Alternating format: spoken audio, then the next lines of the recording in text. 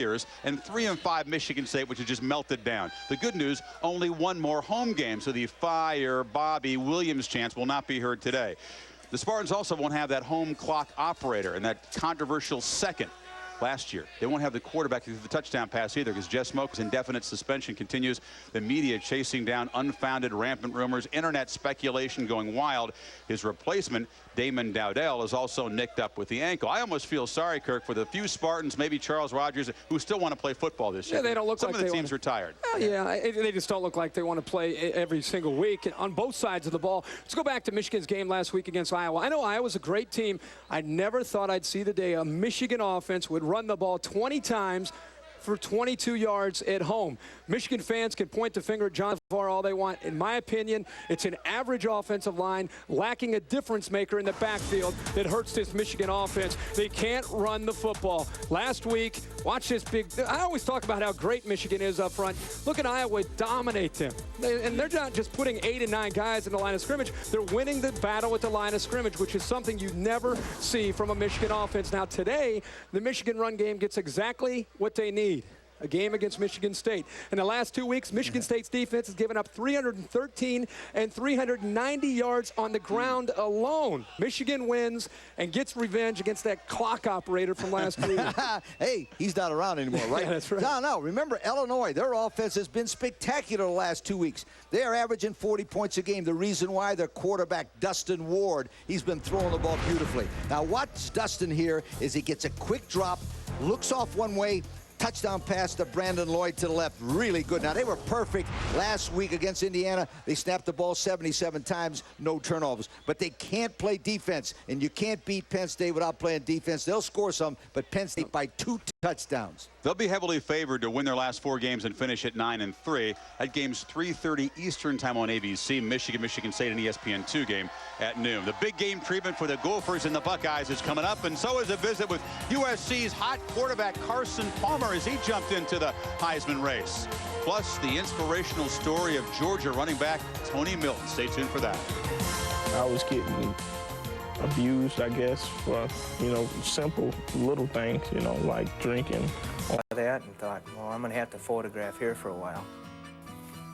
Hey, Bonnie, get up there and fill her. On the season finale.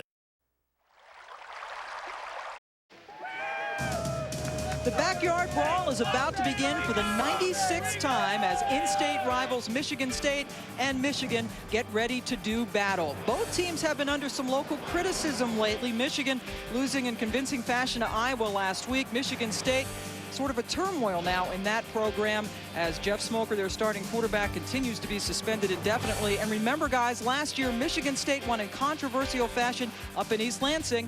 Now let's go to Matt Weiner. Hi, Pam. Thank you very much. No trick-or-treating here. That time has passed, but it is college football time again. Matt Weiner and Mark May will be with you throughout the day. Michigan coming off their worst home loss in 35 years. Michigan State, all sorts of turmoil. The quarterback is suspended, and if you get on the websites, the climate is ripe for a coup with regards to Bobby Williams. Absolutely. For Bobby Williams, I believe that this is the most important game of his career today. He must beat Michigan to save his job. They're 3-5 right now. If they beat Michigan, they have Indiana, Purdue, and Penn State. He has to win out to go 7-5 to go to a bowl game. Otherwise, he will not be the head coach of Michigan State next year. And the backdrop is Jeff Smoker, the quarterback, suspended. Still no official word as to why he's been suspended. It's only indefinite. We don't know if he's going to come back. We don't know. The rumors have run rampant. Media scrambling around the state of Michigan to try to figure out what's going on there. That's the backdrop. But this is the game for Michigan State. And Michigan, hail to the victors in Ann Arbor. They're hoping that'll be their team. We're back out to Ann Arbor in just a bit.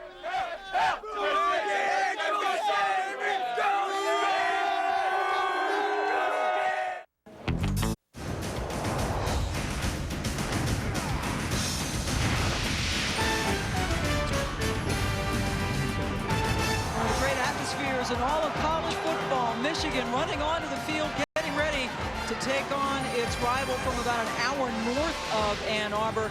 Michigan State and Michigan, the Wolverines losses this year coming to Iowa last week and also to Notre Dame as they get ready to take on Michigan State. Pam Ward along with Chris Spielman welcoming you into Ann Arbor. It has been a very hectic week for Bobby Williams. His team has lost 5 of 6. The local media is all over this guy. It's been a brutal week for Bobby, and I'll tell you what you have to do in this type of situation. You need to develop a bunker mentality. You got to surround yourself with your coaches, surround yourself with your players. Say, guys, it's us versus the world. We have a chance to make a statement. Let's make it today. Now, on the other side, you have Lloyd Carr. Last week, they were embarrassed. I mean, really embarrassed by Iowa. They got punched in the mouth. They didn't do anything about it. This is their time to get redemption, not only for the season, but against their arch rival Michigan State, but for the devastating loss they had last week. And that was their worst home loss since 1967. Charles Rogers, a treat to watch at wide receiver. Well, he's the best in the country. He's 6'4", over 200 pounds. He can jump out of the gym. He's got great hands. Now, Marlon Jackson publicly claimed out and said, hey, I want to challenge Charles Rogers. Well, he gets his challenge today. Some overcast skies here in Ann Arbor. Had some snow showers yesterday, perhaps some more on the way, but right now it's down to a chilly 40 degrees. The wind chill makes it feel like half that, but over 107,000 people are on hand to witness this game. They can perhaps keep each other warm. And remember last year, a very controversial finish. Michigan State winning 26-24 on a last-second touchdown pass. Here's the third member of our team, Rob Stone. Well, Pam, the Jeff Smoker indefinite suspension continues to dominate the Michigan State landscape, as you mentioned. Here's the latest information that we do know. A, it does not involve gambling. And secondly, it is an indefinite suspension, which means he's still enrolled on campus. Now, the silence by the university and the family have done nothing but lead to an outcry in the local media. Speculation, rumors running absolutely rampant. And Chris, there's no way you can't tell me this doesn't affect the team member. All-American wideout Charles Rogers, one of Smoker's best buddies. And we will get into that story as the day rolls on. Boy, Jason Daly getting into that. And Michigan will take over from its own 20. John Navarre making his 25th career start. He did not have a touchdown pass last week against Iowa, one of only 3 times that's happened in his career. Braylon Edwards has been Navarre's favorite target, leading the team with 41 catches. Yeah, Benny Joffrey's a big tight end that can stretch the field. Good player, great hands. Always an asset to have those tight ends. As Michigan told us they would like to get that running game established early. Michigan State has had trouble stopping it, and right away they go to B.J. Askew, and Askew, who is starting in place of Chris Perry, is stopped in his tracks. Take a look at the big guys up front now for Michigan. Tony Pape is Michigan's biggest and best offensive lineman. He has been flopped over from the right tackle to the left tackle position. And for Michigan, the Spartans' young defensive line has gotten even younger. There's a shakeup on their D-line because Greg Taplin, their junior defensive end, has been suspended for this game for violating a training rule, so he is out of the lineup. That was a 3-yard gain last play, Chris. They need to play big, defensive line. Needs to get those linebackers free so they can make some plays. And Askew, who has been the starting fullback for this Michigan team, picks up 4. Kevin Vickerson stops him. The Spartans have also reshuffled their linebackers. Redshirt freshman Seth Mitchell starting in the middle for the 2nd straight game. Thomas Wright, the leader of this defense, leading tackler. He also has 3 interceptions. See right there, B.J. Askew playing for Chris Perry on that injured ankle. They like to get him established inside. He's a powerful inside runner. He's not much of a threat going outside, but inside he can hit it up in there. More of a tailback kind of guy than a fullback anyway. Navarre up top for the first time. Braylon Edwards bobbles and drops it all by himself, and he was unable to bring it in, so Michigan has to punt. That's a big series for Michigan State to get a 3-and-out the first series. It gives them an opportunity. You'll see right here, Braylon Edwards runs what they call an option route, takes him in and breaks it out.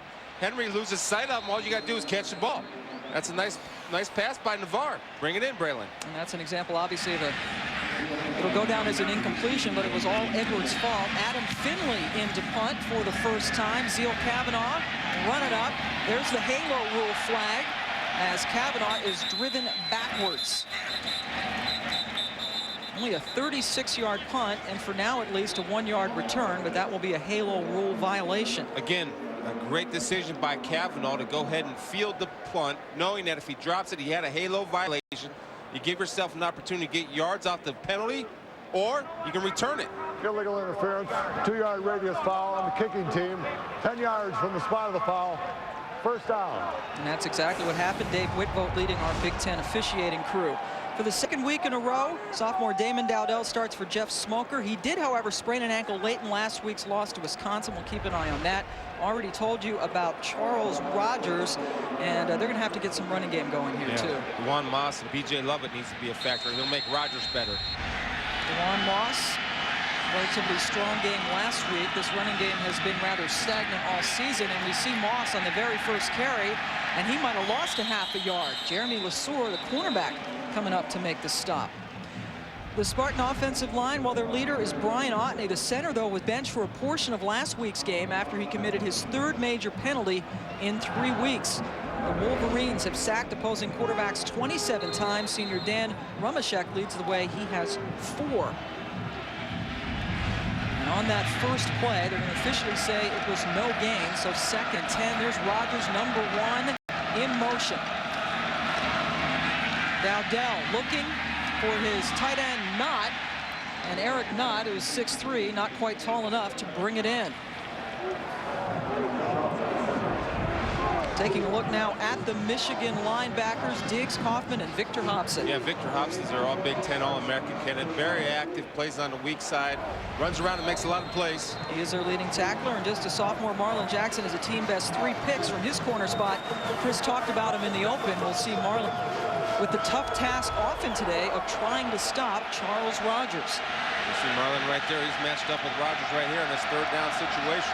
And it is 3rd and 10, exactly what Michigan State did not want. Dowdell hit as he throws, and he finds Rogers for the first down. Yeah, you see Marlon Jackson right now. He's down there talking to the safety, saying, hey, I'm in cover 2. I'm going to jam him at the line of scrimmage. If he takes up off the field, I'm going to pass him off to the safety. See, Marlon does a good job of pushing him outside. Now, safety has got to come over here. He's late breaking down the ball. Marlon has threats in the flat. He can't go get him. And that's good for Damon Dowdell because he said, I want to start fast. He delivers a nice ball to his number 1 guy, Charles Rogers. You see the season numbers on him. Again, this is his 2nd straight start. That was a 26-yard gain on 3rd and 10. Moss, nowhere to go. The maize and blue. Jeremy Lesueur again coming up with his 2nd tackle. Carl Diggs in as well. DeJuan Moss is not an outside threat. You don't want to stretch the field with DeJuan Moss. He's an inside pounder. He's not an outside nice runner. He's an inside pounder where he wants to put a helmet on somebody. And he is a guy, Chris, who was a fullback until this season, and the tailback switch has not been an easy one for him. But he, he knows what he is. But when you try to run him outside, that's what he's not. He's an inside guy. Run him inside. 2nd and 12, he lost 2. There's not unable to gather that short pass in. So another 3rd and long coming up for the Spartans.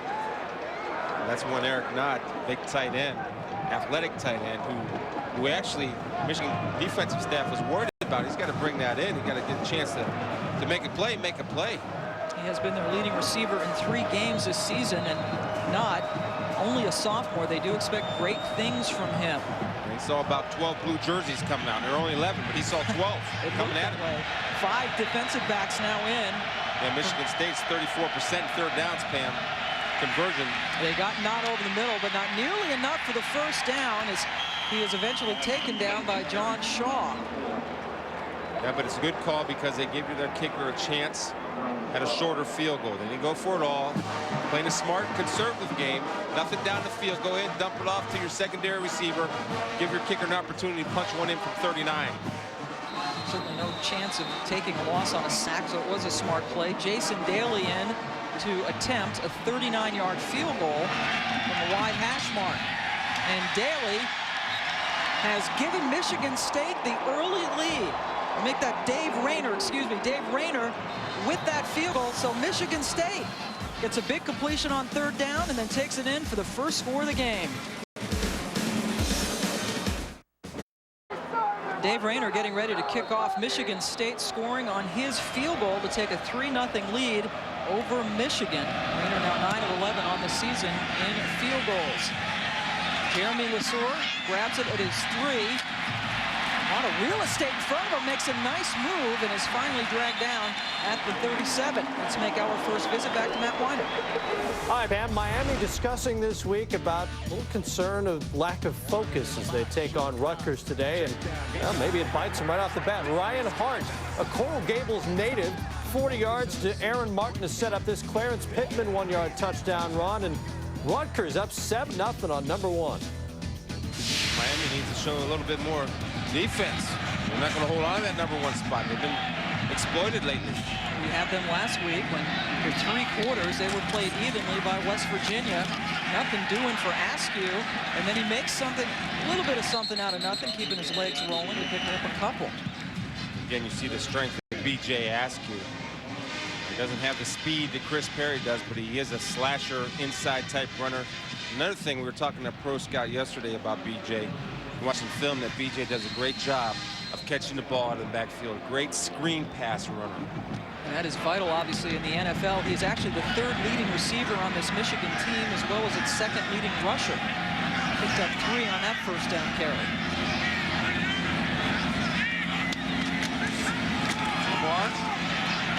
Going right back to him, and that time maybe a gain of a yard. And this Michigan State run defense, 99th in the country, giving up an average of 197 yards a game. So obviously Michigan feels they can run. Yeah, that time Mitchell, the middle linebacker, did a great job of stepping up, meeting Sanderson, the big fullback, one-on-one. Now Sanders is about a donut away from 280, but Mitchell gets rid of him, does not give 1-for-1, skates down the line of scrimmage and makes a great play. That's a great job by a middle linebacker, not giving 1-for-1, meaning giving yourself up to the blocker just to secure your gap. Mitchell, just a red shirt freshman. Now on 3rd down.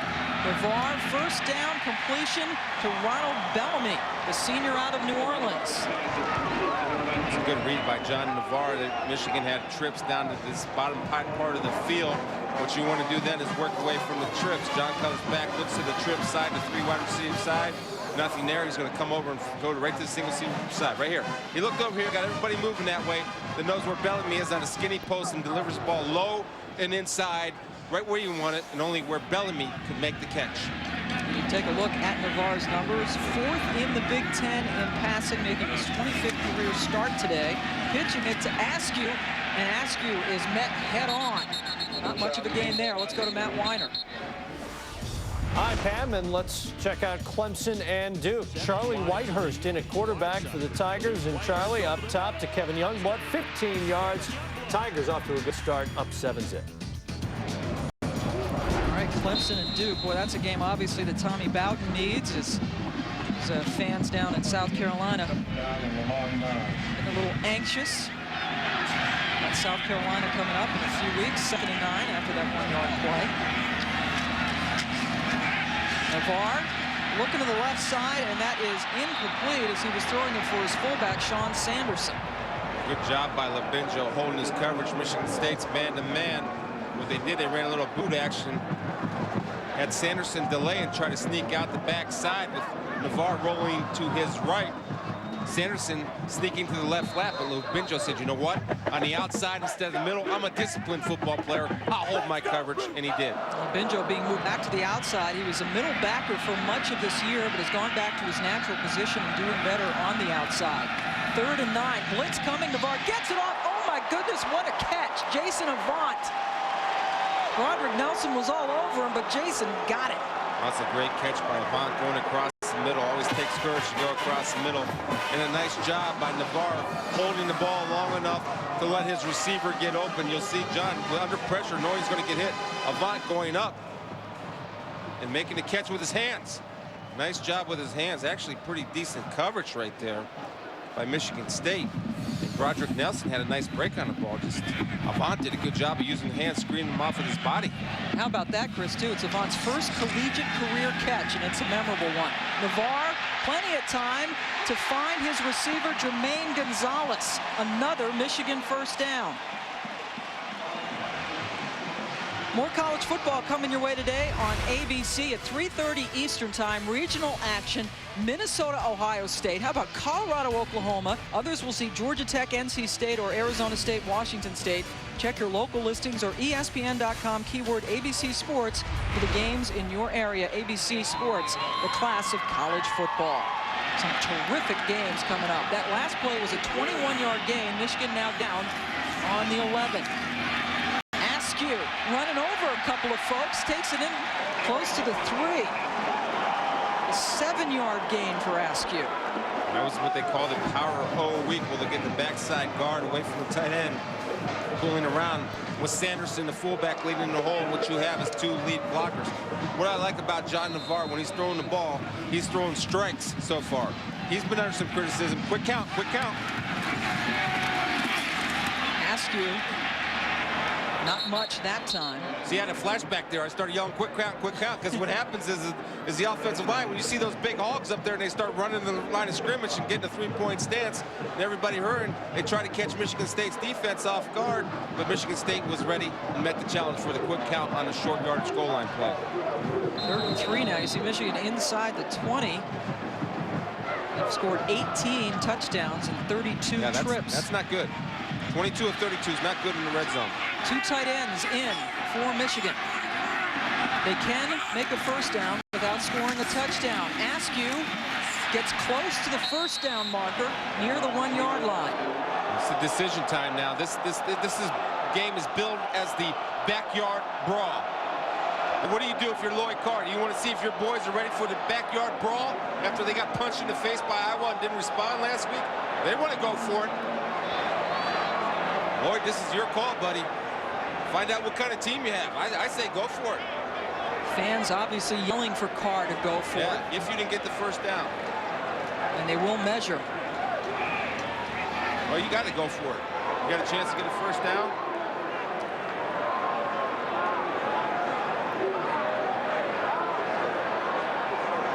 Ooh. No, short. Just the little chain link short. And Navarre staying out there. Oh, yeah. Michigan 5 of 10 on 4th down conversions so far this season. No question, you go for it. This is where you're going to find out about your football team right here. How are we going to respond after getting embarrassed in the big house last week? And some of those Iowa players, when they left, said that they were tougher than Michigan. Yeah, well, you know, Michigan has a chance to show their toughness now. Now, if you're Michigan State, you got to penetrate. You know who's getting the ball. Look for the sneak. Got a 6'6" quarterback. But they go to Askew, and he plunges into the end zone. Touchdown, Wolverines.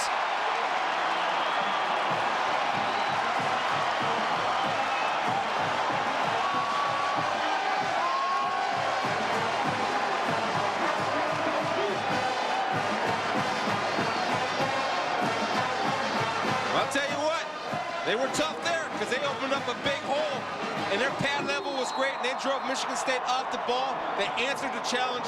They answered Lloyd Carr's challenge. Hey, boys, I believe in you. Let's knock it in. Adam Finley, the 3rd place kicker that Michigan has used this year, knocks home the extra point. So Michigan, responding after that loss to Iowa, goes for it on 4th down, and B.J. Askew scores his 2nd rushing touchdown of the season. 43 seconds.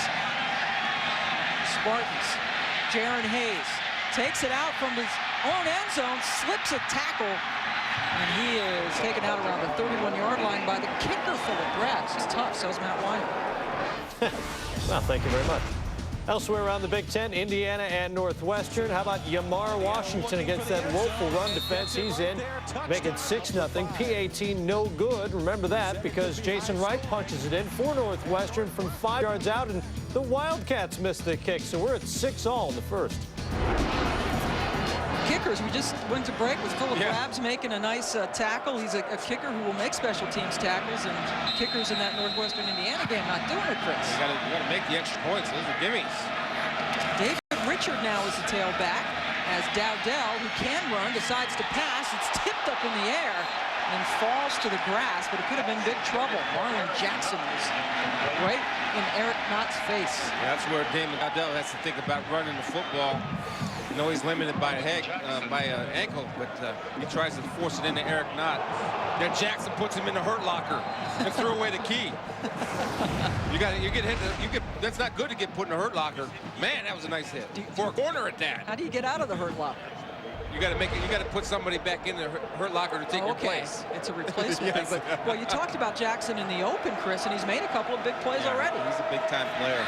The best corner, best cover guy. That was a big-time hit. Richard picking up a couple. He is a true freshman from St. Louis. Marlon Jackson is a guy, when you're in the same category as Charles Woodson, you got to be pretty good. Yeah, and you know, the thing I like about him, Pam, is his size as a corner. He's a physical corner. We saw him jam Charles Rogers in the cover two, which he did his job. And you saw him read the bootleg, come out of his coverage and hit Eric Knott on a crossing route, and not knocked out. Not out. He's a good player. Big-time prospect. And yeah, just a sophomore. One pass breakup away from tying Charles Woodson's single-season record at Michigan. That time, the pass is complete to Knott. A lot of underneath stuff, and that's not nearly enough. On third down, they got to punt it. Jackson again on the coverage. See, Knott's got to be able to either get some kind of forward progress or try to make a move to miss Jackson miss. That time, he did not. And Jackson, again, a sure tackle. See, he came up, he wrapped his arms, he brought his feet, and brought the big man down. Jason Daly in the punt. Charles Rogers has caught just the one pass so far today as he's being covered, and Knott has become the favorite receiver so far. That drive stalls. Marcus Curry is back to receive Jason Daly punt. Has to come up for it. Fields it at the 28, and on the dead run is tackled down at the 40. So Michigan on the board first. John Navarre led them on a touchdown drive last time. We'll see what they do when we come back.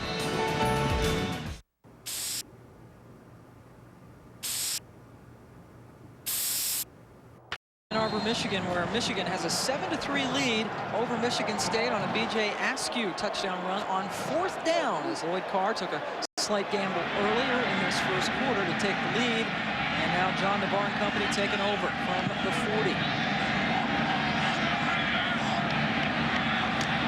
Sanderson, the big fullback, was in motion, but going to Benny Joffre, the first time that we have seen a talented tight end. He picks up 7, and we pick up Matt Weiner.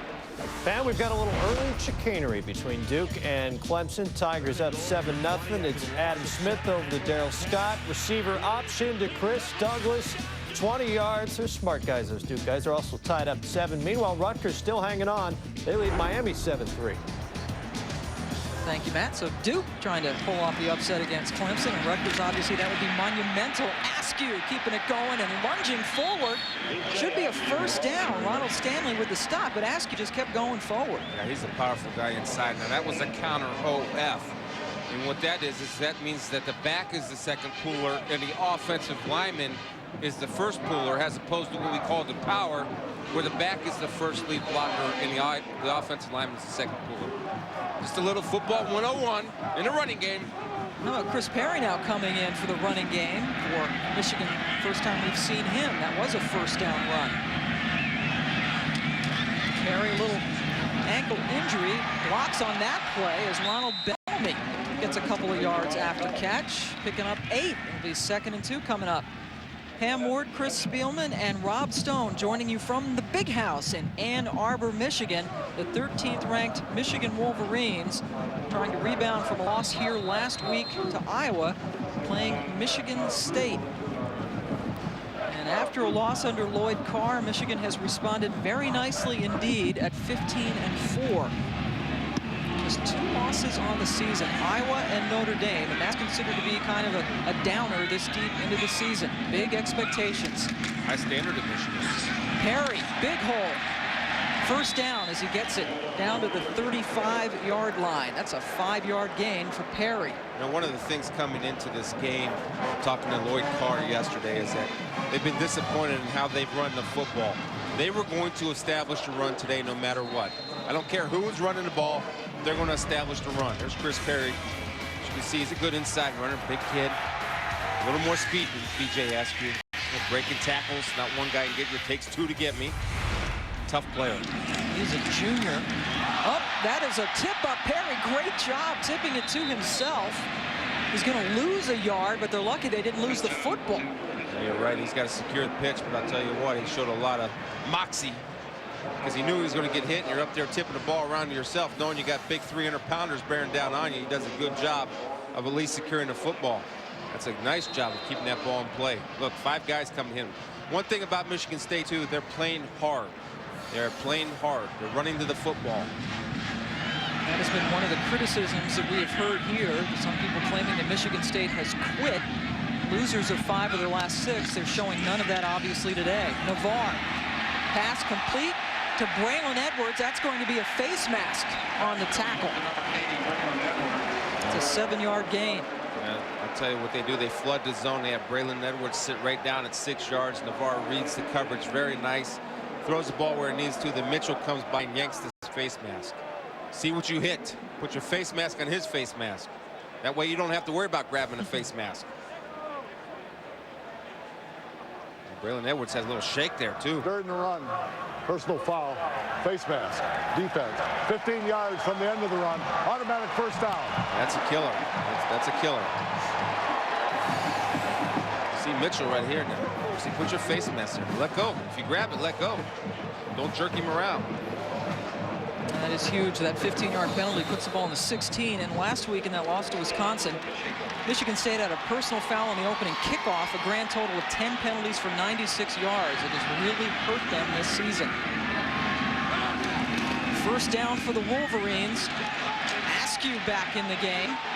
Showing the power, he is finally dragged down by the shoulders by Thomas Wright, the talented, strong safety for the Spartans. Now Thomas does a good job on his run field, but I'll tell you, got to bring a little more neck roll with you, Thomas, when you're tackling B.J. Askew. You got to come in and bring your feet. Now B.J. delivered a blow. When a guy has the ball, he's the running back. He's the hittee. The defender's the hitter. That time, B.J. became the hitter, and the defender became the hittee. That was nine yards on that carry, and Wright has had double-figure tackles 6 of his last 7 games. Askew breaking tackles, nose for the end zone, and he is stopped down on the 1-yard line, but that will be another Wolverine first down. That's it, in the tempo. See, they're coming out. They know that they have Michigan State backpedaling right now. They're coming out, and they're getting a quick snap. You'll see right here. Now, B.J. Askew, bam, missed tackle, missed tackle, missed tackle. That time Thomas Wright came with a little more neck roll, throwing B.J. Askew back. But there were 4 missed tackles on that play. If you want to be a good run-stopping team, you better wrap him up, because he's not going to go down with arm tackles. That was a good job by Wright to wrap him up, but it was not until Michigan had picked up a first down. They're sitting inside the 1-yard line as we head towards the 1-minute mark here in the first half. Yeah, they got to respot the ball. It looks like the ball's in the end zone. Move it back, guys. Give him a chance. There you go. They had the ball on the line. You can't put the ball on the line. Dave Pearson is the center, a junior from Brighton, Michigan. Yeah, Brighton. He's bright. When he took the ball, moved it up to the goal line. They move it back, scooch it back a couple inches, and Navarre sneaks it in himself for another Wolverines touchdown.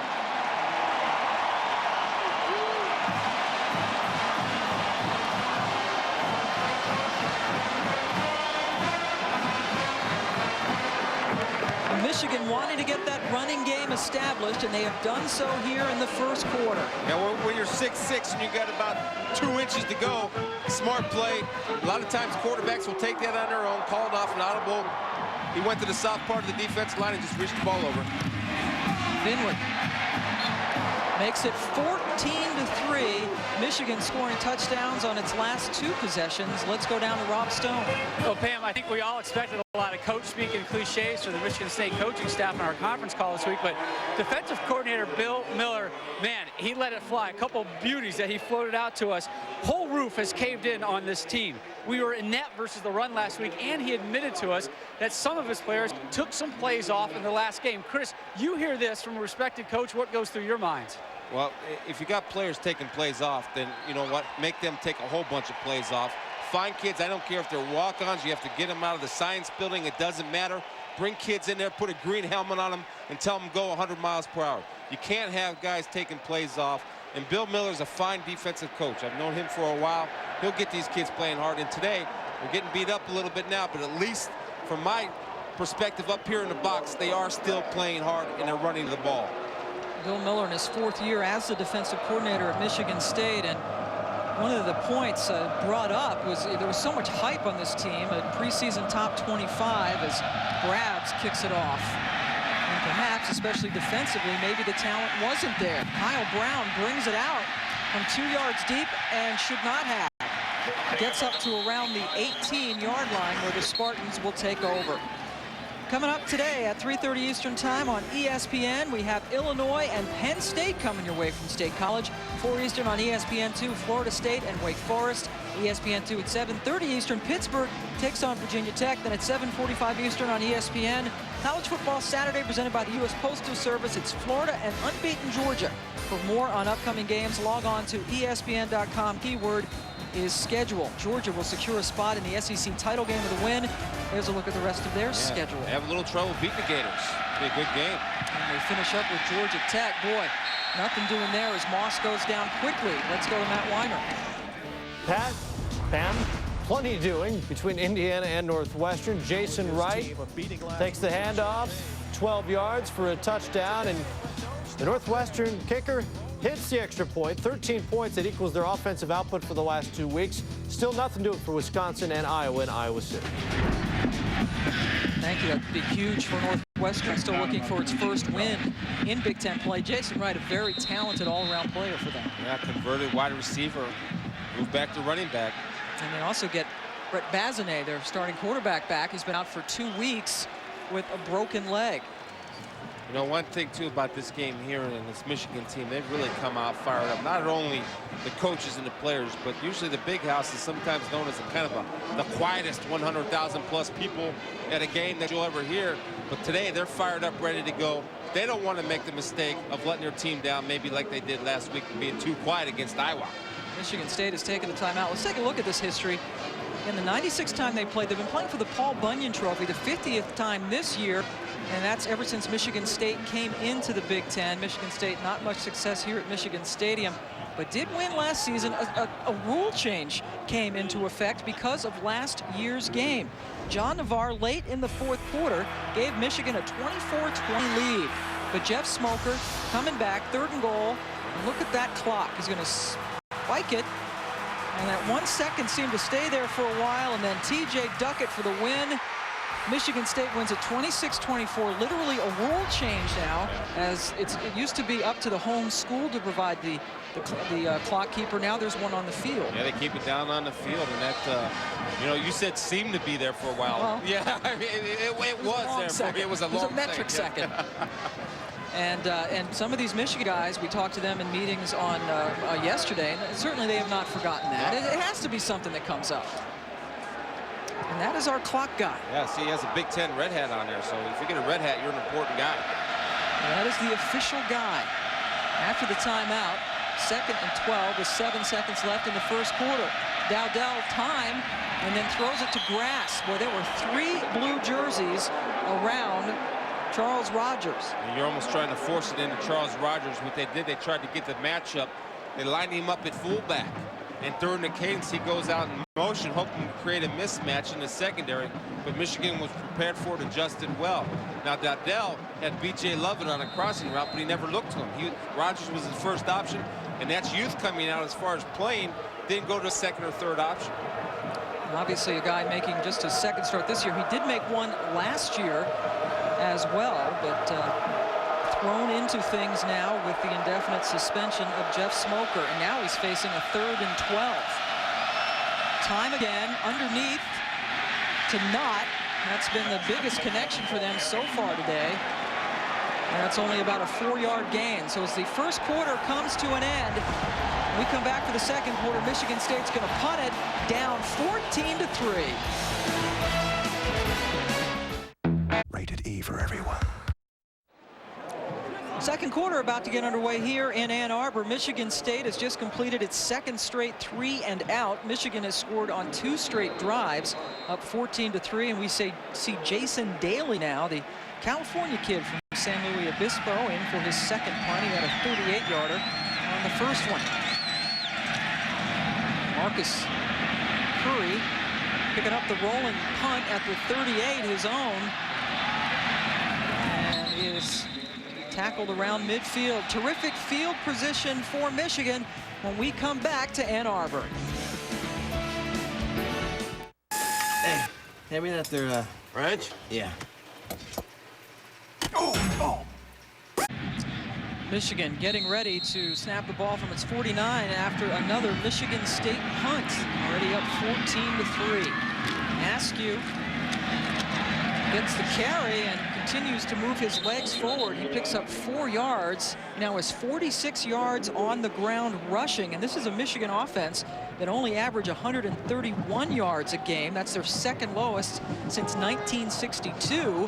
And the rushing yards for Michigan State, not in the good category, -3. And there's Lloyd Carter. Lloyd told us yesterday in the meeting, he said, look, we're going to run the football. We're going to be a Michigan football team. We will run the ball. There's a huge stat right there. Team leading rush yards has won 32 of the last 33 meetings. So right now, 54 to -3. Certainly looks good for Michigan. And growing as Askew gets it up close to another Michigan first down. Ronald Stanley making his 6th tackle. And this Michigan offense run by Terry Malone in his first season as the offensive coordinator, 6th overall with his staff. And you know, his new offense, he says when he came in, he wanted to use the 2-back offense more, get the running game going, and also distribute the ball to as many different weapons as possible. Well, he has a quarterback that can do that. Now, Johnson, his 2nd year of starting, he has a better understanding of the offense, and you know, he's been under some criticism, and it's hard to believe. He's had 14 touchdowns and 4 interceptions on the year, and today he's looked outstanding, throwing a couple pinpoint passes where only a good quarterback can make. About 5 yards short of the first down. And you're right, Navarre, the standards are just so high. As take a look at Terry Malone and the rest of his guys up in the booth here. Navarre 6 of 9 for 67 yards so far today. Right there. Malone used to be an offensive coordinator at Bowling Green, and has been at this Michigan staff for the last 6 years. His first year in charge of this offense, and he says he definitely notices a difference in Navarre, more confident, and he's learned to take off and run with the football instead of forcing it, which is huge. It's a hard habit to break for him. He's a drop-back quarterback out of the Michigan mold. Todd Collins, Elvis Gerbach, Tom Brady.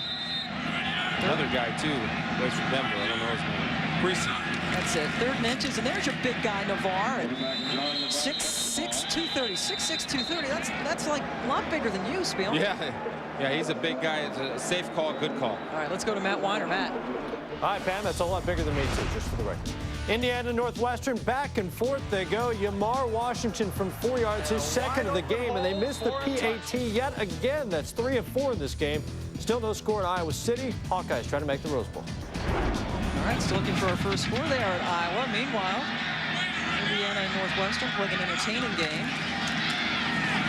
Chris Perry getting the carry and keeping it on the ground. That's the game plan. Picked up a couple on that play.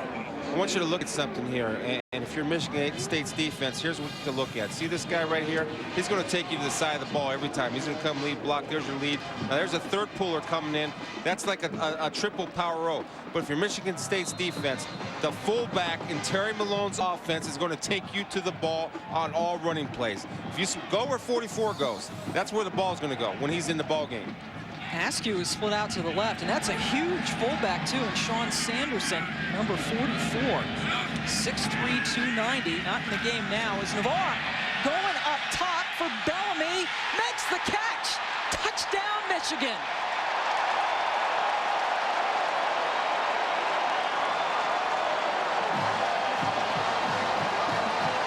And anybody criticizing Navarre, take a look at that throw, huh, Chris? Yeah, and you know, Suggs had coverage.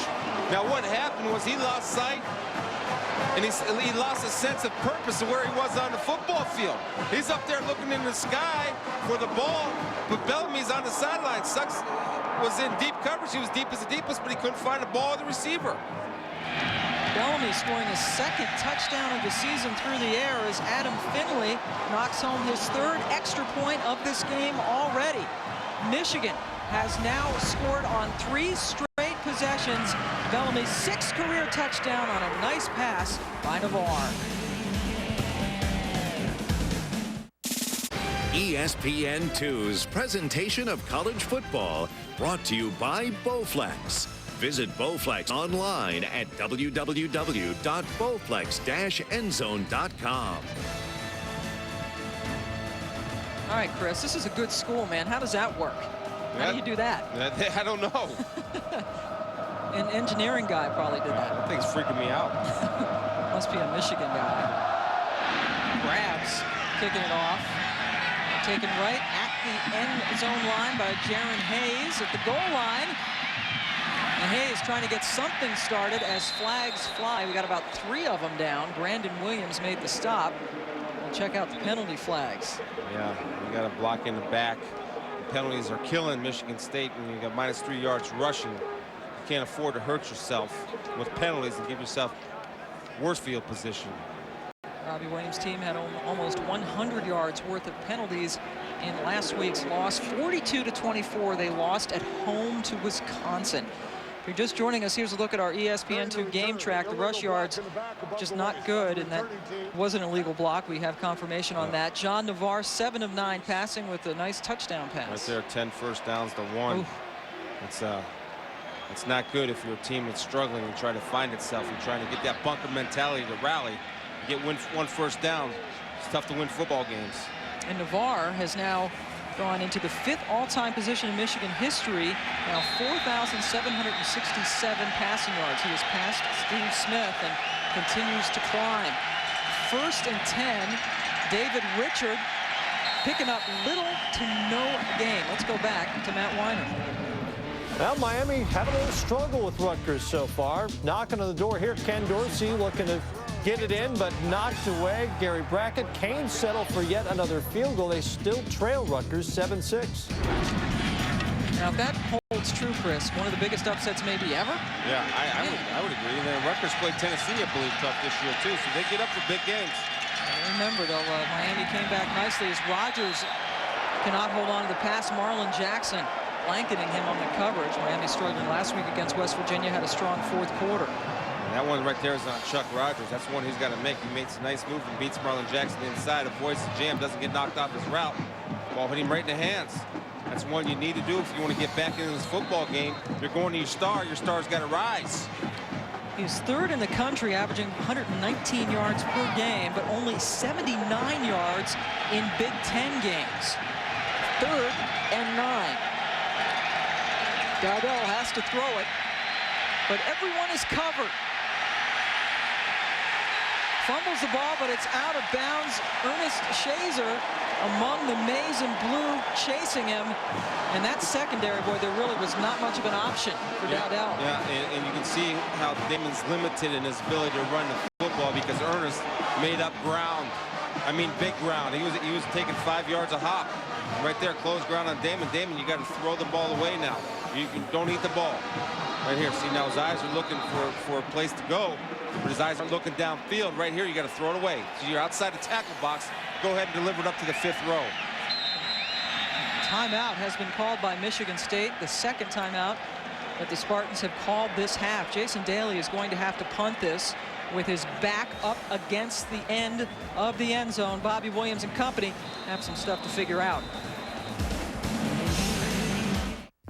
Get ready for Week 9 with the best of the business. Viva la do. Now Jason Daly is ready to punt from the back of his end zone after the 3rd straight 3 and out for this Michigan State offense. Daly, line driver, but boy, he is pushing back. Marcus Curry fields it at his 43. And a nice tackle as he is ankled down, but Michigan will take over again in Michigan State territory. 52-yard punt, 12-yard return. Here's before the timeout, Chris. Right here now, if you count all the guys that Michigan State has out there, that's 10. To me, now they have what they call a launch pad. Here's a 1, 2, 3, 4, 5, 6, 7, 8, 9, 10. They have what they call a launch pad over there for their special teams, which to make sure we have enough people. Right there, you see this? It's like a bizarro game of Twister. Everybody line up on that if you're going out on special teams. If you're on special teams, get on there so we make sure we have enough people out so we don't have to waste a timeout to make sure we have enough people on the punt team. And I know that's irritating Coach Williams. And look, he's got a scowl on his face. He said, why do I have that green board there if nobody's going to stand on it? Well, that was a holding penalty, by the way, against Michigan on that punt return, so that'll bring it back a little bit. But twice last week in that loss to Wisconsin, Michigan State had to call timeouts in the 4th quarter because they had 12 men on the field. Yeah, and that's why they got the twister board over there. Line up on the board. How hard is it? If you're on punt team, get on the board. And these are some of the criticisms that have been launched towards Bobby Williams and his staff. Williams now in his 3rd season. Well, let me say this. Now, the head coach should not have to worry about getting punt team guys there. The punt team coach or a special teams guy or somebody's in charge of getting guys on the board so they can get out in the field. I'm not making excuses for Bobby. You got enough things going on to make sure that the punt team gets out on the field. Somebody's got to be able to handle that. We got a little bit of a break after that holding call. Nice. Michigan back. That's a big pop for you, Chris. Couple hit. Good 3 S's. 3 S hit right there. And what happens when you do? Follow 44, and he'll take you to the ball if you're Michigan State. Seth Mitchell, one of those guys with a hit on B.J. Askew. Let's take a look now at this week's Aflac trivia question. Who are the 2 players in University of Michigan history to go on to be MVPs in the Super Bowl? I know one. Well, we need 2. One won't work. One is a... yeah, that's right. That's right. No, but that's good, Chris. That's good. Yeah. You can think about the other one. We'll have the answer later on in the game. 2nd and 9. Play action. Boy, Navarre, lots and lots of time. Vickerson finally gets up close to him, and Navarre threw it away. Now, see, that could be, to me, he's inside the tackle box. He throws it, a conscious decision to throw it in the dirt, even though he throws it at Chris Perry. Some officials I've seen have called that intentional grounding because he was still inside the tackle box, and Chris Perry wasn't even looking for the ball. Chris Perry was in for protection. At least he had the presence of mind to hit him, but obviously that was a throwaway as he got him around the ankle. He had to be really short to have a chance to catch that. So that's where Terry Malone likes to see him use his feet and get out and try to create. 3rd and 9 now. Michigan 3 of 5 on 3rd down so far. Navarre deep drop, and that is an incomplete pass looking for Avant. Roderick Maples was all over him. Good coverage by Maples right there. Good timing of time was hit the same time that the ball comes there. Now, I question that decision by John because they're in man-to-man coverage. Even though they would have caught the ball, chances are he would have been tackled because he did not throw the route that was past the sticks. 3rd and 9, get to the sticks. Look for your route to the sticks. So after that incompletion, we get to finally see Adam Finley for the 2nd time. Just gets that off. Seal Kavanaugh backpedaling, gets it at a 16, and is caught from behind. John Shaw coming down to make the tackle from behind. So the Aflac trivia question, which 2 Michigan players went on to become Super Bowl MVPs? You know. Yeah. One's got to be Desmond Howard, I believe. And the other one was just this year. The other one's... There's your guy. Yeah, let's see, and that pose was struck against which team back there? A little scarlet, a little gray? I can't see. Is that Indiana? I believe probably Indiana. I think that's the Ohio State University. I think it was Indiana. Bart Fox, our producer. Or protests. It was not Indiana. In fact, sorry, Chris, it was OSU. Dowdell, that's a nice pass play. Something going now as he finds tight end Ryan Woods. He's a true freshman. Here's true blue Matt Weiner. Pam, Miami's outscored their opponents 76-7 in the first quarter coming into Rutgers, but they were down 7-6 after 1. Then the defense gets to it. They sack Ryan Hart, so they're up 8-6. Rutgers has since intercepted Ken Dorsey. Elsewhere, Northwestern still up by 1, and Iowa all tied up with Wisconsin. A nice little rivalry there in Iowa, Wisconsin. Big football game in the Big Ten this afternoon. Moss taking it up to the 40, picking up 5. And that last first down we saw from Michigan State was only its 2nd of the game, Chris. Yeah, see, but there, right there, I like the call because it was a bootleg and it gave Damon Dowdell some options right there. Now they ran DeJuan Moss inside. Look, he's not a speedster. He's not going to beat anybody to the corner. Let him go inside out of that single back set. Give him that zone running play and let him hit it between the tackles. That's where he's most effective. And he showed it on that play. Moss continues to play the tailback position. Mark Goebel now in as the fullback. And the fullbacks do not get carries in this Michigan State offense. Moss does as the tailback, and he runs for the first down, keeps his feet going into Michigan territory. A 13-yard gain, good effort by Moss. Again, Pam, you know, where was the ball run? It was run inside. You'll see this, they're running off Otney. They're all Big Ten center. Time to get a good pitch, good vision by Moss and keep his feet moving, protecting the football in traffic. I don't understand why they didn't come out running the ball inside. DeJuan Moss is not a perimeter runner. He's an inside runner, and that's the last time I'll say that again today. There's a good look at Otney. He's got the tattoos going. We saw his photograph at the top of the show. He's got the center scowl on his face, one of the leaders on this offense. Dowdell getting around his fullback Goebel, and picked up a couple extra yards as he is pushed out around the 45-yard line. Only picked up a couple. See, now that play becomes effective when you're effective running the football, and that time Damon made a good decision. Although he had his tight end, Jason Randall, open on a crossing route, I don't think he looked for him because Jason was wide open sitting between safeties and linebackers on a crossing route. Jason's got to set it down, though. He kind of kept moving with Damon in a zone. A receiver downfield has to recognize that it's zone coverage. You sit down, sit your route down in man-to-man coverage. That's when you bring it across the field. Numbers for Damon, 5 of 10 so far for 53 yards. And he has a couple of rushes for -2. He picked up over 40 yards rushing, 47 yards rushing in last week's loss to Wisconsin. Again, he's playing on a bum ankle, and he one-hops that one to Rogers. Yeah, see, now Charles Rogers is going to get a little frustrated here because Damon had him on a square end. Again, set up by the play action. It sucks the linebackers up, where the linebackers got to read the high hats of the offensive linemen. When you see high hats, that means, okay, get depth. One underneath, one behind. Charles Rogers came in on an in route. Damon had him open, but he one-hopped it to him. Deliver the football, Damon. Be patient. It's the third time, Chris, that Rogers has had a ball thrown to him. He has just one catch for 26 yards and a backup.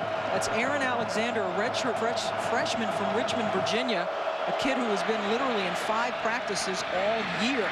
So they do not want to have to use him. Dowdell on his horse. And he is chased out of bounds near the line of scrimmage. So another 4th down coming up. Shanti Orr among those in pursuit. Take a look here on Charles Rogers, and what you have to do is get a jam on him. That time Charles got jammed up at the line of scrimmage as he's jogging out the field. He's saying, man, I got to work on getting off those jams, because when I take it to the next level, they're going to jam a lot better than these guys jam. Obviously, Rogers is the #1 target for any defense. Make sure that he is covered. By far the most effective weapon for this team, but he has just 1 catch today. Jason Daly already working on his 4th punt of the day. Marcus Curry, there's that fair catch you love so much, wow, Chris. I don't get it. I don't get it. You got a 2-yard cushion. Make the catch, make somebody miss. 31-yard punt, and then the fair catch. Michigan going to take over on its 13-yard line. There is a penalty, though. It's a procedure call against Michigan State. Actually, if you're Michigan now, you might want to think about declining this penalty because you're still in range where a kick could knock it up. Illegal formation, offense. The penalty is declined. 1st down. So Michigan does indeed decline the penalty and will take over from its 13. Been a very tough season so far for Bobby Williams, and a tough game so far as his team trails 21-3. Vacation program. Come to Arkansas. Back in Ann Arbor, Michigan leading Michigan State 21-3. Michigan State struck first, but then Michigan behind John Navarre has come back to score 3 John's touchdowns. looked great today. He's finding his receiver. He's going his 1st, 2nd, 3rd option.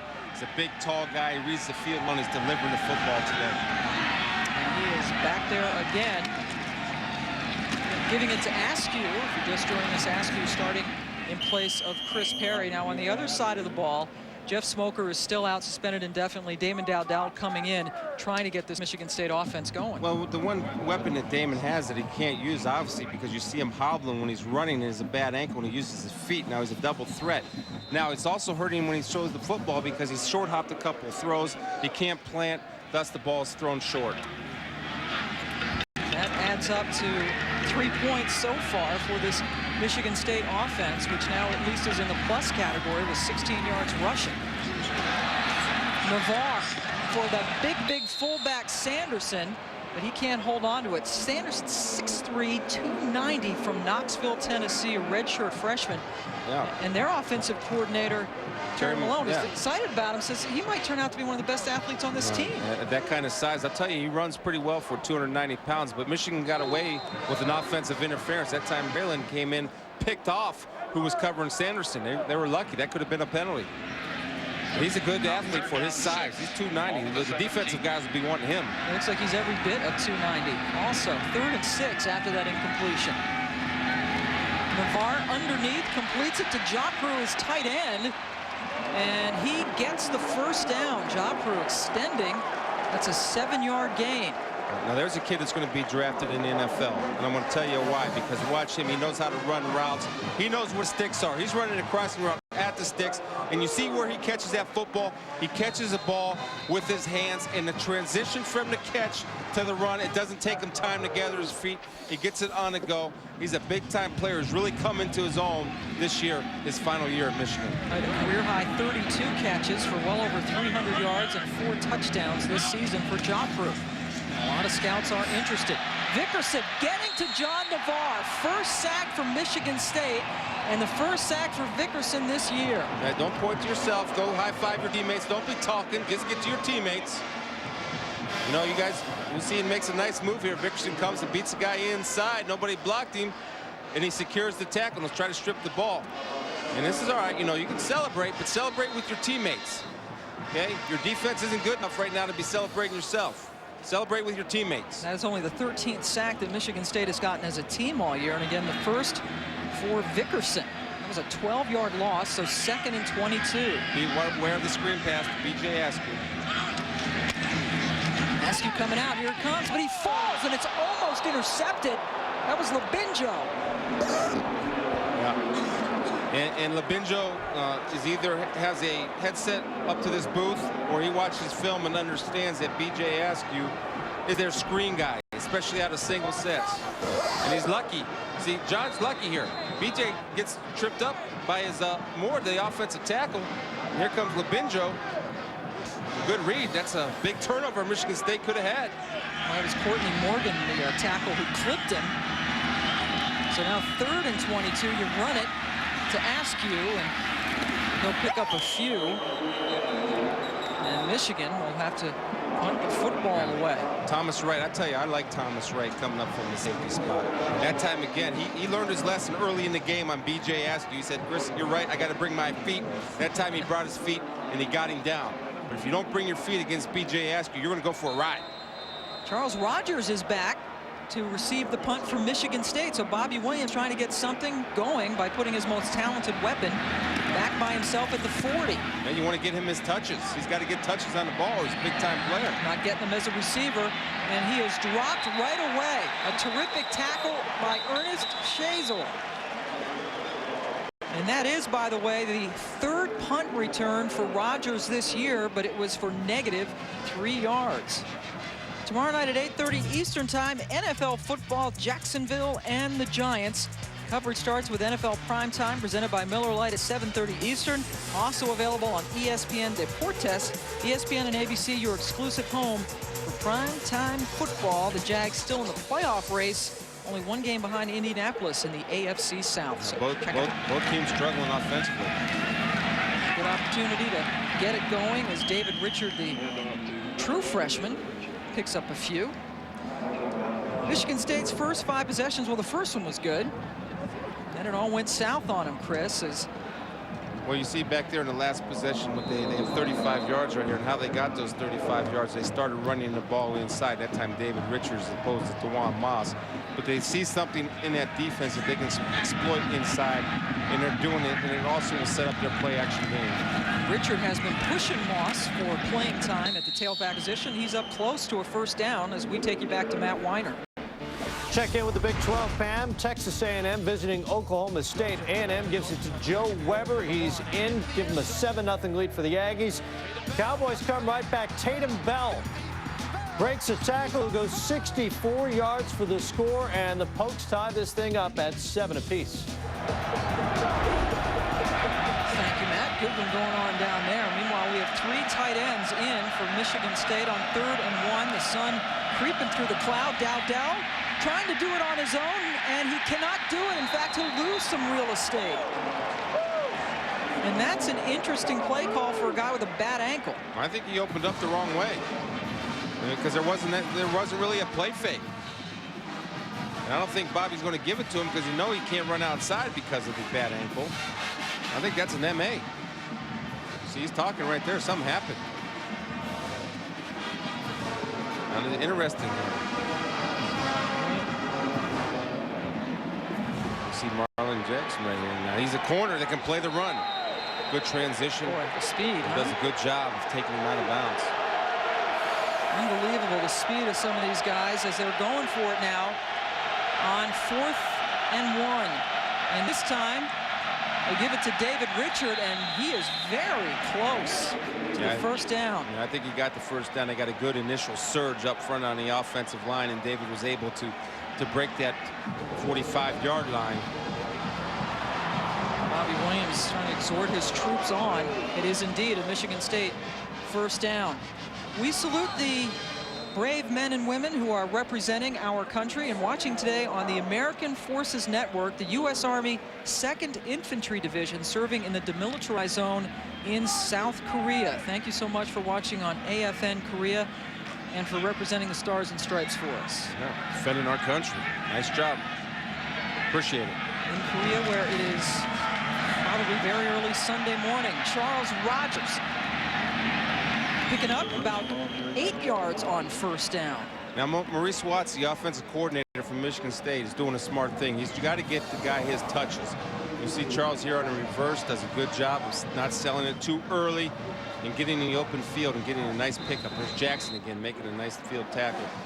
A good pursuit by the Michigan defense to bring him down. But at least Morris is saying, look, I got to get my star the ball.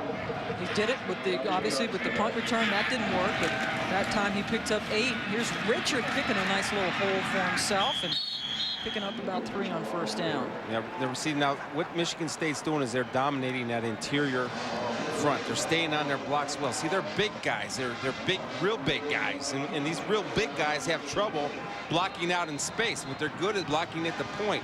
They're starting to lean on Michigan's front 7 a little bit and pushing them back because there's nobody touching the running back beyond the line of scrimmage. He gets past the line of scrimmage before somebody gets a hand on him. The skinniest guy on that offensive line is 295-pound Paul Harker. They are big guys. Dowdell rolling out. He's got not the tight end, but looks like a little bit of indecision as he picks up a couple. Shaw making his 3rd tackle. Well, again, it was the bootleg pass. Jason Randall was covered that time on a crossing route. That time, Damon did a nice decision. Now, Knott's got to turn. As soon as he sees his quarterback point to a blue guy, then you got to turn around and block. That time, Knott didn't turn around and block, or Damon Dowdell could have been still running. And when a quarterback points at somebody, turn and block that guy. You're not going to throw you the ball. Sorry. Knott was very close to him, and it had to be obvious that he wasn't going to get the ball, and he did not, as you would say, put a hat on somebody. But Dowdell this time goes back to Knott on the left side. That is good for another first down. Zach Kaufman makes the stop. 4 catches for Knott on the season, or on the game, excuse me, at 24 coming into this game. It's just trips and a little option route. He's just going to run out, sit down. See, he reads zone coverage and he set his route down. Then he does a good job of the transition after the catch to get to the run, recognizing the weakness of the zone coverage, giving it to your open guy, your first receiver, which is Knott. It's a good job by Damon Dowdell, who's getting a little bit more confident as this game's going on. And that's something that Morris Watt said that he saw in last week's game, even though they were beaten convincingly by Wisconsin. He said he saw Damon get into a sort of a comfort zone. Dowdell over the top for Rogers, and that falls incomplete. Shaw was on him, and Jeremy Lesore as well. And that was a nice job by John Shaw, understanding in that coverage that he's inside help on a deep receiver. You see, he's going to run what they call a post route. He's going to set it. He's going to set Jack, set outside, come inside, and there's John Shaw staying deep as the deepest, and just gets a hand up there. That's a good job by the safety helping out his corner. But just to flick it away. See, nice throw. And I guarantee you his corner, Shaw's corner's saying thank you. Is there. Knott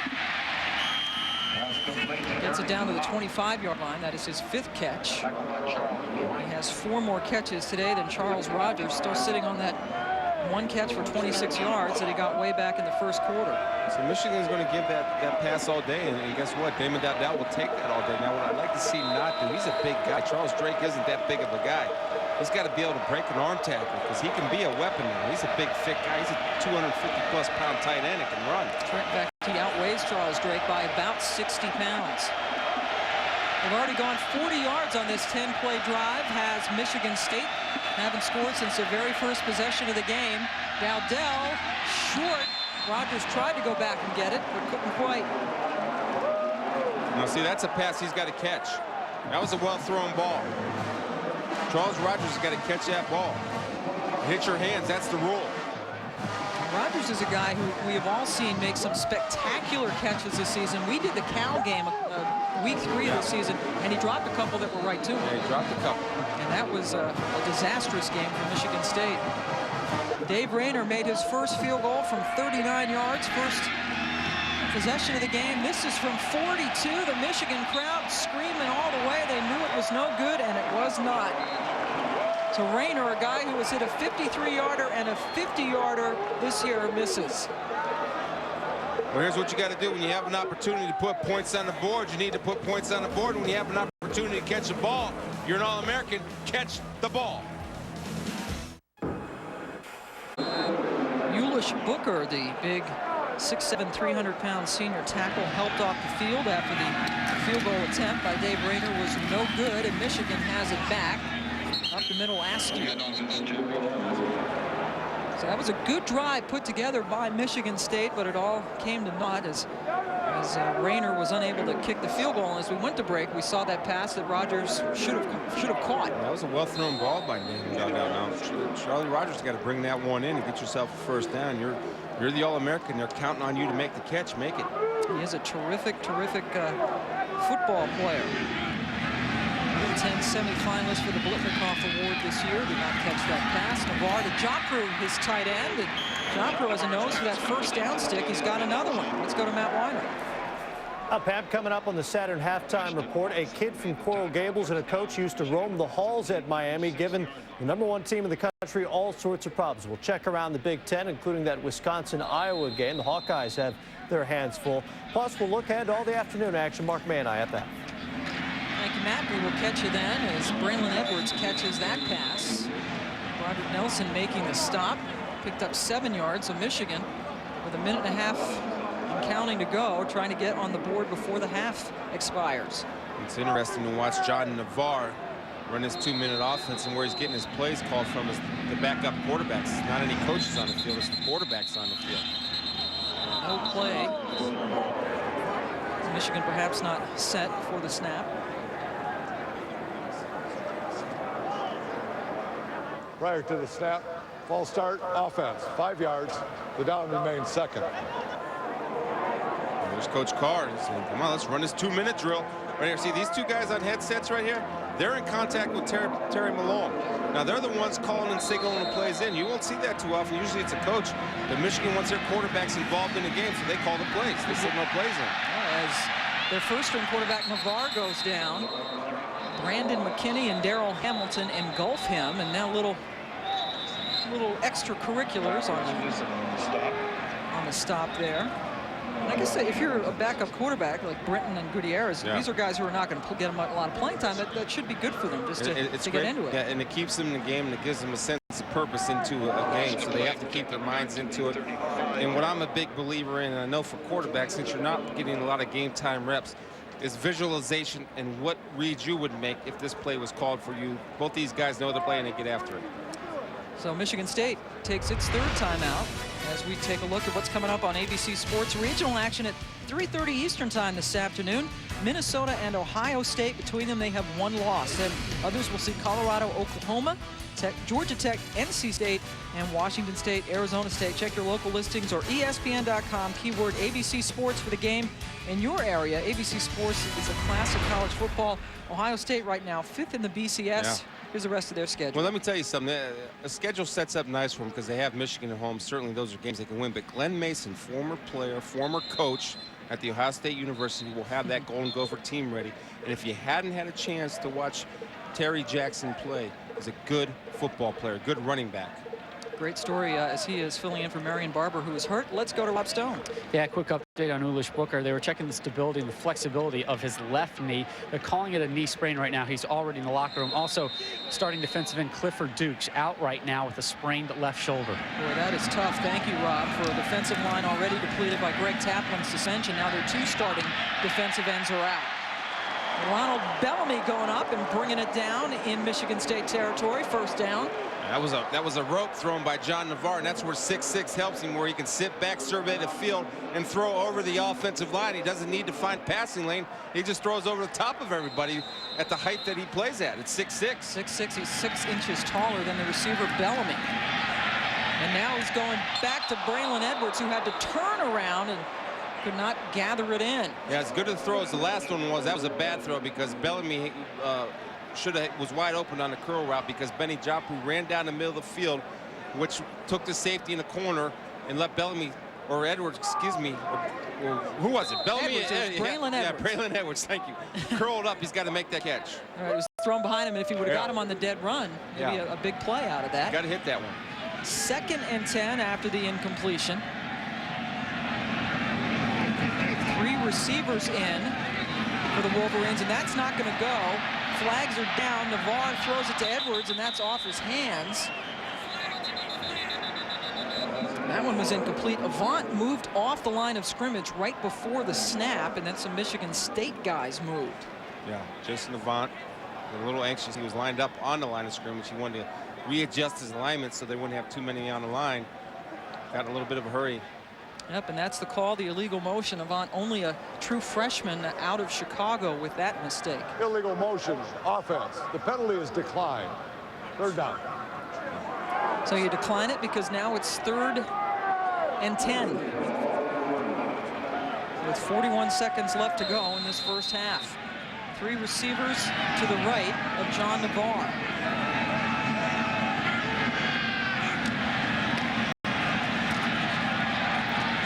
Looking towards Calvin Bell. First time he's thrown towards him, but that one falls incomplete.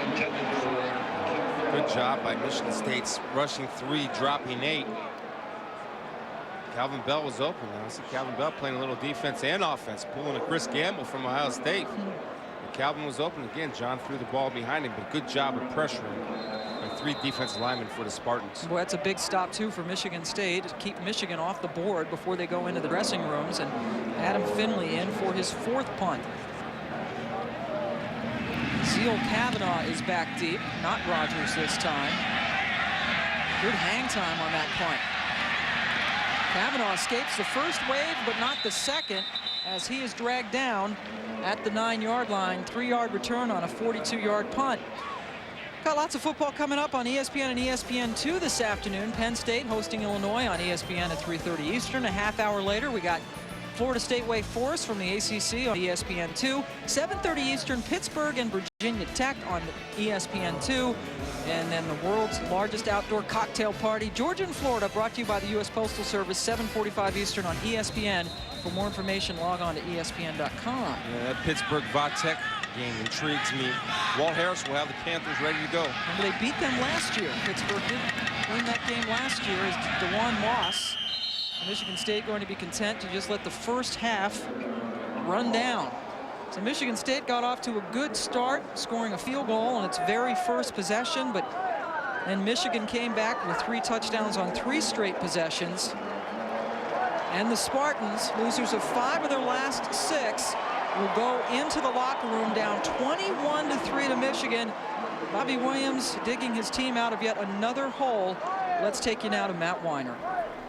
Hi, Pam. Thank you very much. You see Bobby Williams there trying to light a fire under his Spartan team, a team that is, by all accounts, in disarray as we come back to the Saturn halftime report. Matt Weiner and Mark May. And Michigan State, again, a team that has been in trouble and facing a team that suffered its worst home loss in 35 years. It's not a good combination for the Spartans. Not at all. Michigan came out swinging in this football game. They scored on their first 3 possessions. This is my advice for coaches today, my words of wisdom. Do what you do best. For Michigan State, throw the ball to Charles Rogers. You've thrown the ball to your tight end, your backup tight end, and Eric Knott. He's got 4 more catches than Charles Rogers. Come on, he's the best player on the football field. Get him the football. Michigan, on the other hand, doing what they traditionally do best, running the ball. They didn't do it very well last week. 20 yards. They've gotten it going in this game so far. Michigan up big at the halftime. That'll make the home folks happy. We're back on the Saturn Halftime Report after this.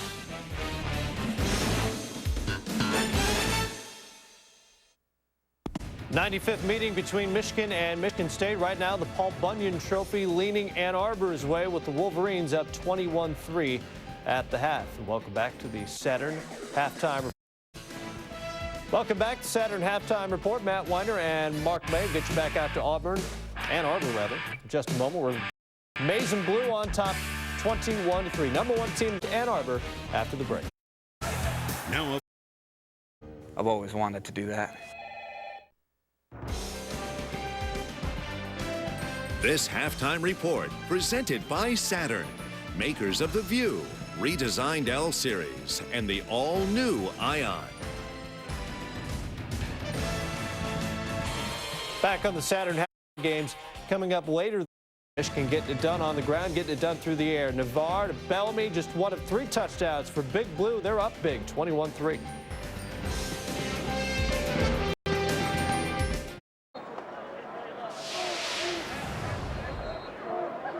(21-3) after one half of play. Michigan leading the Michigan State Spartans, and Michigan State coming in struggling mightily, losers of 5 of their last 6. But Chris, there were a couple of good things that we saw in the first half. Well, in the second quarter, what Michigan State started to do is run the ball inside. That set up their play action. They kind of took it to Michigan. Now, what Michigan State also has to do when they have an opportunity to put points on the board, they need to score. And they did have a field goal opportunity, remember, late in that second quarter, but Rayner missed a 42-yard attempt.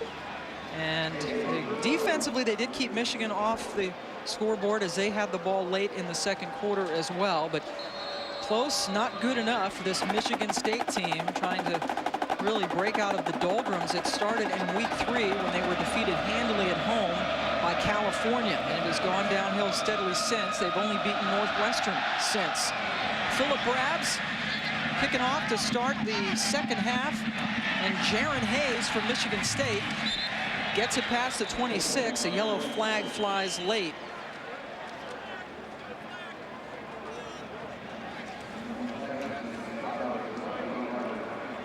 That's another thing that's killing Michigan State, which they need to avoid. The second. See, Bobby gets mad at that. He should, because those penalties can be avoided.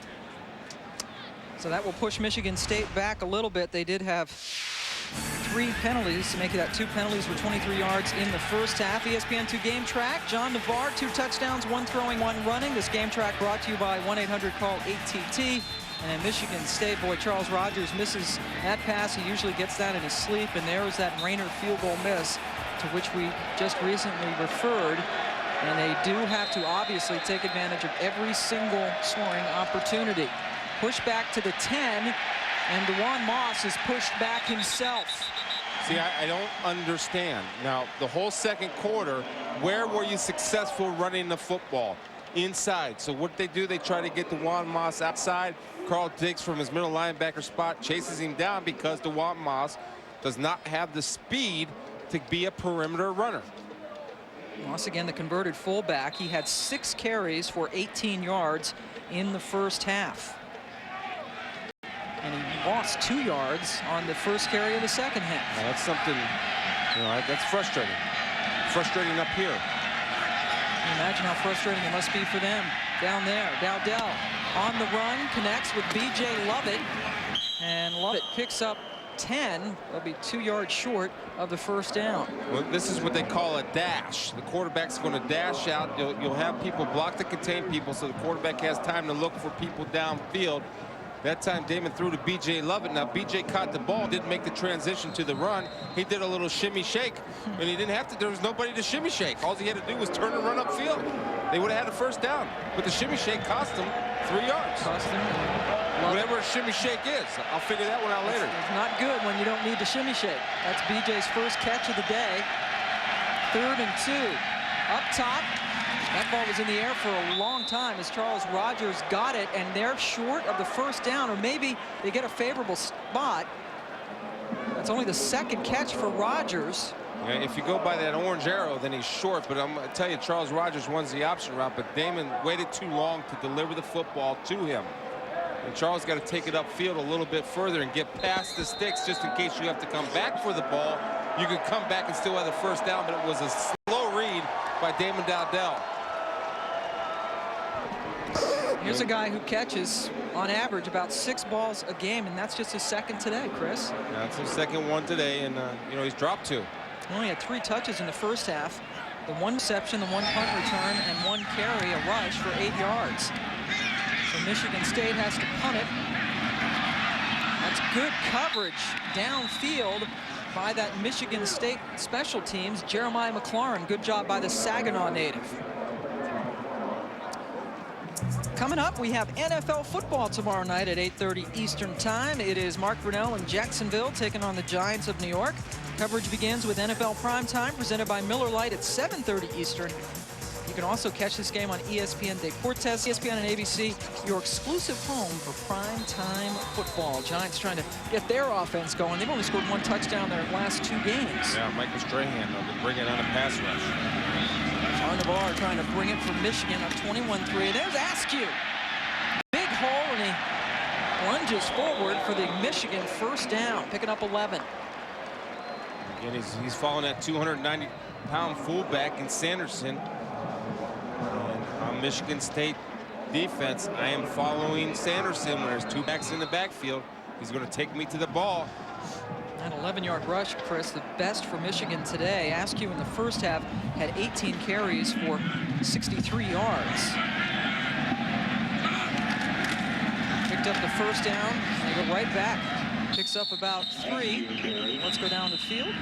And Rob Stone. Rob. Well, Pam, I had a chance to shimmy shake with both coaches at halftime. Lloyd Carr told me overall he's very pleased with this team, except for maybe the last 2 offensive series. No real adjustments or major concerns he had going to the locker room. Bad news, though, for the Spartans. Both Booker and Dukes done for the day. Bobby Williams asked him, hey, Dowdell had success running. You going to stick with it? He said, yeah, and also he needs big plays from his big players. Charles Rogers, that means you, friend. What do you think his shimmy shake would be like? A mad one right now. As Navarre goes up top, good adjustment by Braylon Edwards, who gathered it in front of Broderick Nelson. Close to another Michigan first down.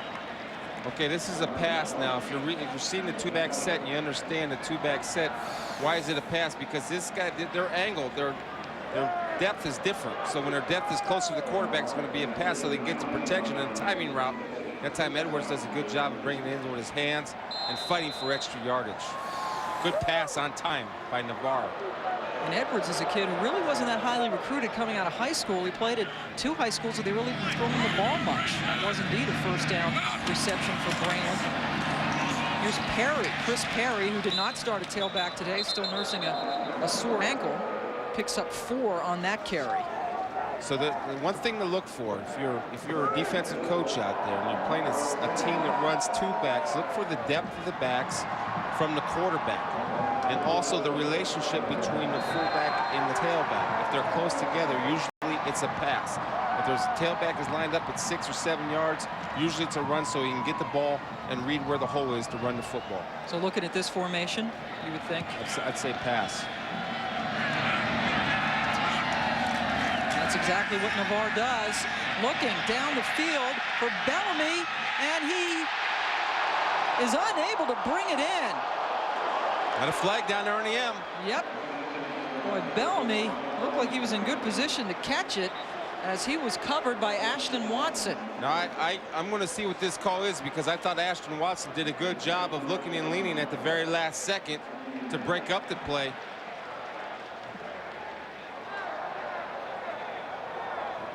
One thing Ashton Watson showed, he was beat, but he showed good recovery speed. Pass interference, defense, 15 yards from the previous spot. I want to take a look at this because I thought he did a good job here. He arrived when the ball arrived. We'll see it right here. Now, Bellamy's got great speed. Now, Ashton right here. Now, turn and look. See, right there, I think they got him with that left hand.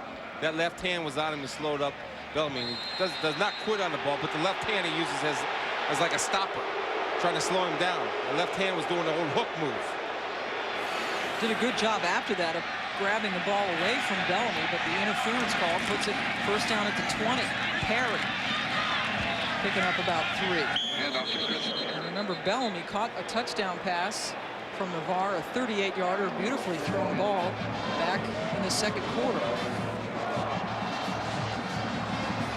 Only 4 catches for 77 yards and that touchdown. And remember, this Michigan State defensive line missing both of its starting defensive ends. Rob mentioned that Clifford Dukes is out for the rest of the game, and Greg Taplin, the starter usually on the other side, suspended for this 1 game. So we're going to see fellas we usually don't see on that defensive line right for here. the Spartans. Braylon Edwards. He's looking for him, Chris. Oh, good break on the ball by Nelson. See, now what they're starting to do, and why I can point that out, is because they're repeating plays. He's the only wide receiver out. His split was cut back to the inside, giving him room to run the out cut. And also the backs relationship was close to the quarterback, and they were close to each other. And right here is a great close. Nice job by Broderick Nelson, getting that long arm across, not using the short arm, but getting a long arm and avoiding contact. Get the long armor. That a boy. Good job. Good coverage. Second year starting at corner for Nelson, who was an honorable mention All Big Ten last season. 3rd and 6. Navarre, no chance at all. That is Monquiz Wedlow, the linebacker, coming in quickly.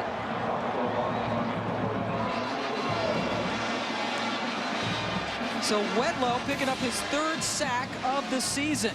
Yeah, missed assignment. Tried to get Ben Joppru down the middle of the field. Nobody picks up the middle linebacker. The center runs out there picking up somebody. They got 3 to block 2, but they got to have 3 to block 3. The center took off too quick for Michigan. Pearson, he's got to hold his ground to look for a blitzer. He didn't anticipate the blitzer. Thus the blitzer comes free. Adam Finley in now to try a 40-yard field goal. Made one against Iowa, the only attempt of his collegiate career. Made that last week. They've had trouble in the kicking game, and won't you know it, Finley misses that time. Yeah, and Coach Carr said anytime there's a field goal, it's an adventure. And not a good adventure usually. It hasn't been that way for Michigan this year. Finley misses. It's still 21-3.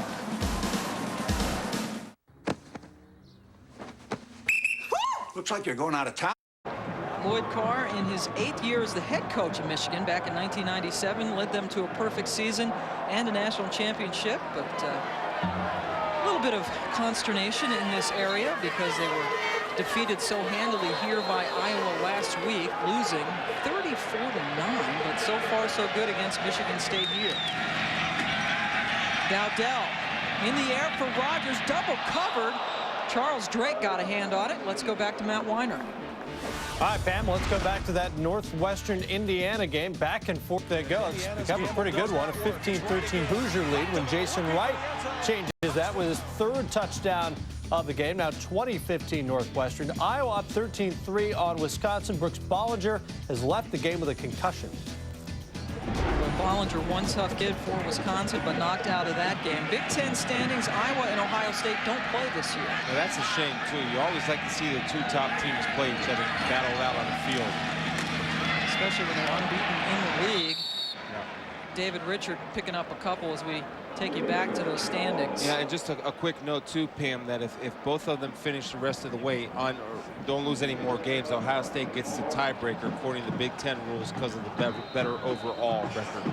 Because Iowa does have that one loss, the blemish on its record. And against Iowa State. Iowa State, back when the Cyclones were playing really terrific football earlier in the season. And it is too bad that they don't play all the non-conference games gobble up so much. It would be nice if they could play everybody in the Big Ten every year.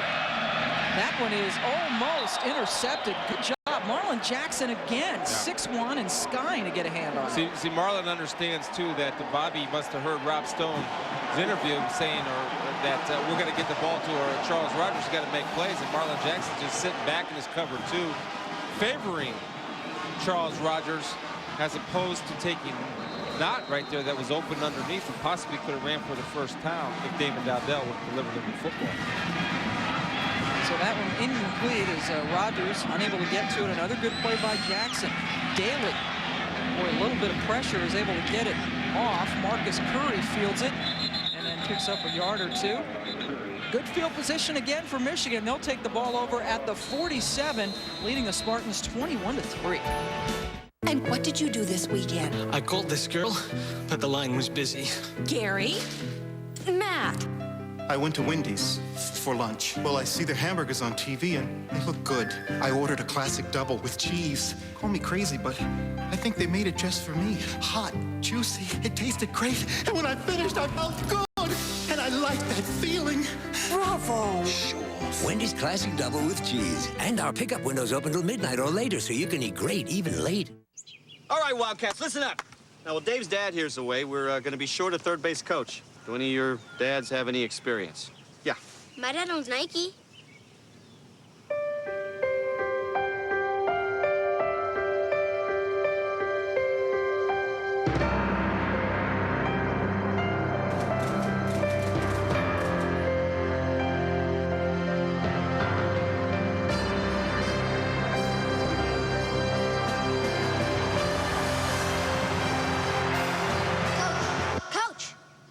my dad. Hi, guys. Jelly bean? Ownership. It's for everybody. At Ameritrade, everything you need to trade, all for $10.99. Every online equity trade, no matter how many shares you buy. Wildcats. 80 million Americans have a share. Ameritrade. What's your share? Open an account at Ameritrade.com and get 25 commission-free internet equity trades. Welcome back to Ann Arbor. Here's an historic play by Marlon Jackson. With that pass broken up, the last offensive play of this game going for Charles Rogers. He has now tied the Michigan season record by breaking up 15 passes. Charles did it back in 1996. Yeah, and well on his way to breaking it, because he does have a nose for the football. But the thing that has impressed me most today about Marlon Jackson is that he's a big physical corner that can come up and also support the run, which will do him well when he takes it to the next level. Again, he's only a sophomore here at Michigan, and so valuable. Tough to find corners, obviously, who can cover and hit like he does, and he showed right there that he can get up with the best of them, as he has had to cover one of the best receivers, if not the best receiver in the country, and Rogers all day. And you see Michigan State Broderick Nelson being helped off the field. There's a shot of Jimmy Herman. There's Broderick being helped off the field. That's a guy that can't lose. That's a corner. Playing with young corners out there now. They've already had injury problems. Yep, and we have him with 6 tackles already today. Nelson playing a solid game. Michigan coming right back with Askew. He is collared by Ronald Stanley, but not before he picked up 5 yards, as we take you back to Matt Weiner. All right, Pat, back down to Oklahoma State we go. Cowboys threatening, up by a touchdown, and they give it to Tatum Bell one more time. Dances his way into the end zone, 5-yard TD. Cowboys up by 14 now on the Aggies. Thank you, Matt. Oklahoma State trying to pull away a little bit in that game in the second quarter. Here it's 2nd and 6. Michigan leading Michigan State 21-3. Askew again, this time along the right side. And he picks up a Wolverine first down. Seth Mitchell with the stop, but that's 8 more yards for Askew. And Michigan's #1 priority running the football today, and they've been able to do it fairly well. Yeah, that time Roderick Maples from his left cornerback position has a chance to come up and make the play. And Askew, being an experienced runner, kind of made a cut inside, avoiding Maples and getting positive yardage. But Maples was the on-block player. He's got to make the play if you're the on-block player on defense. And instead, 8 more yards for Askew. He now has 89 yards on the day and a touchdown. They go right back to him, and Askew, Rasmussen can't quite get him at the point of contact, so he stumbles forward to pick up 3. Yeah, but Rasmussen does a good job of getting penetration with a blocker hanging on him. At least gets an arm on him to slow him down and let the yes helmets get over there to help him out. Good penetration by Rasmussen, beating Ben Japru off the hook. See, disengages, has a blocker hanging on him, slows down Askew, giving a chance for the yes helmets to get over there and help out. So sort of an assist for Rasmussen, who is a defensive tackle by trade, but has been forced to play defensive end today because of the suspension of Paplin and now the injury to Clifford Dukes. Michigan's rushing yards now up to 86 as a ball club. On 2nd and 8. More Askew, good little hole that closes up quickly, however. Thomas Wright making yet another stop, and we take you to Matt Weiner. Hi, Pam. We take you to Iowa City. Wisconsin and Iowa going at it. Hawkeyes trying to open this thing up. Brad Banks, pump fake, then finds Dallas Clark for the touchdown. Brooks Bollinger out of this game with a concussion. Iowa now up by 17. And Northwestern in the 3rd quarter up by 12 on Indiana. Thanks, Matt. Northwestern fighting valiantly to try to get that first win in the Big Ten. And Brad Banks last week, you've talked about this guy all season, Chris. Yeah, he's kind of exploded on the scene. I'll tell you, he got a nice target. Dallas Clark, a tight end. He's a big-time weapon. And that was last week right here in the Big House. There's a big catch by Braylon Edwards. Another first down as he is tackled down at the 25. Here comes a 15-yarder, too. Late penalty flag as Michigan State continues to get itself into deeper trouble. 4 catches now for Braylon Edwards, and Bobby Williams wants an explanation. Yeah, let's see what happens here, because this is something that a coach can't control.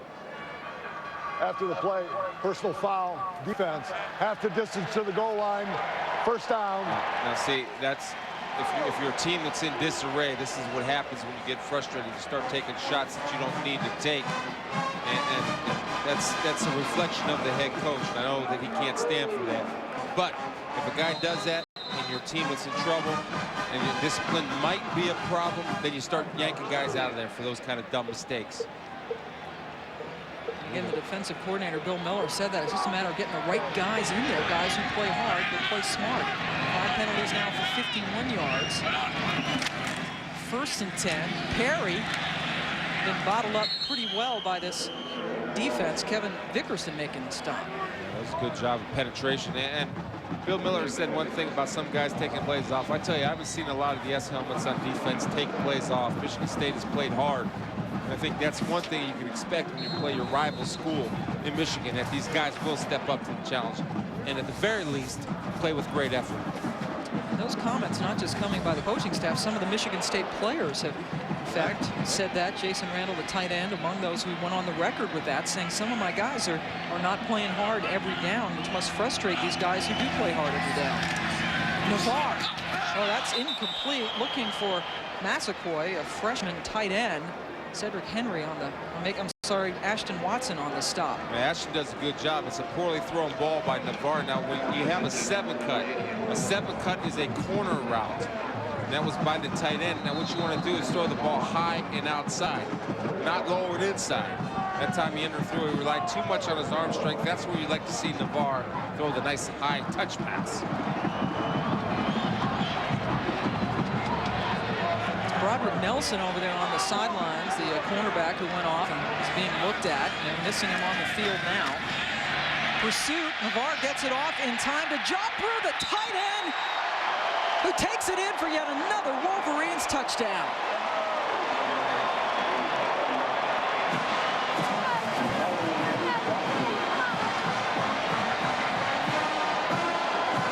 Yeah, what that was the old tight end sneak. The tight end's going to kind of hide behind everybody like he's blocking down like a run. Then he's going to sneak into the flat, outrun everybody. Navarre looked for him all the way. Jopru did a good job of selling it, got open and scored points. The extra point is good, and Michigan now extends its lead to 28-3. Another touchdown catch for Jopru, 2nd of the season, 5th of his career, and now they're starting to pull away.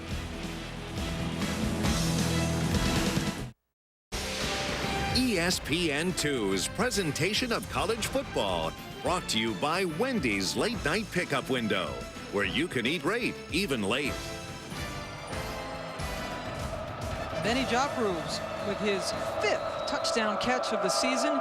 Michigan has now extended its lead over Michigan State to 28-3, scoring 28 unanswered points. Grabs, kickoff, and that's going to be Michigan State taking over now at the 20.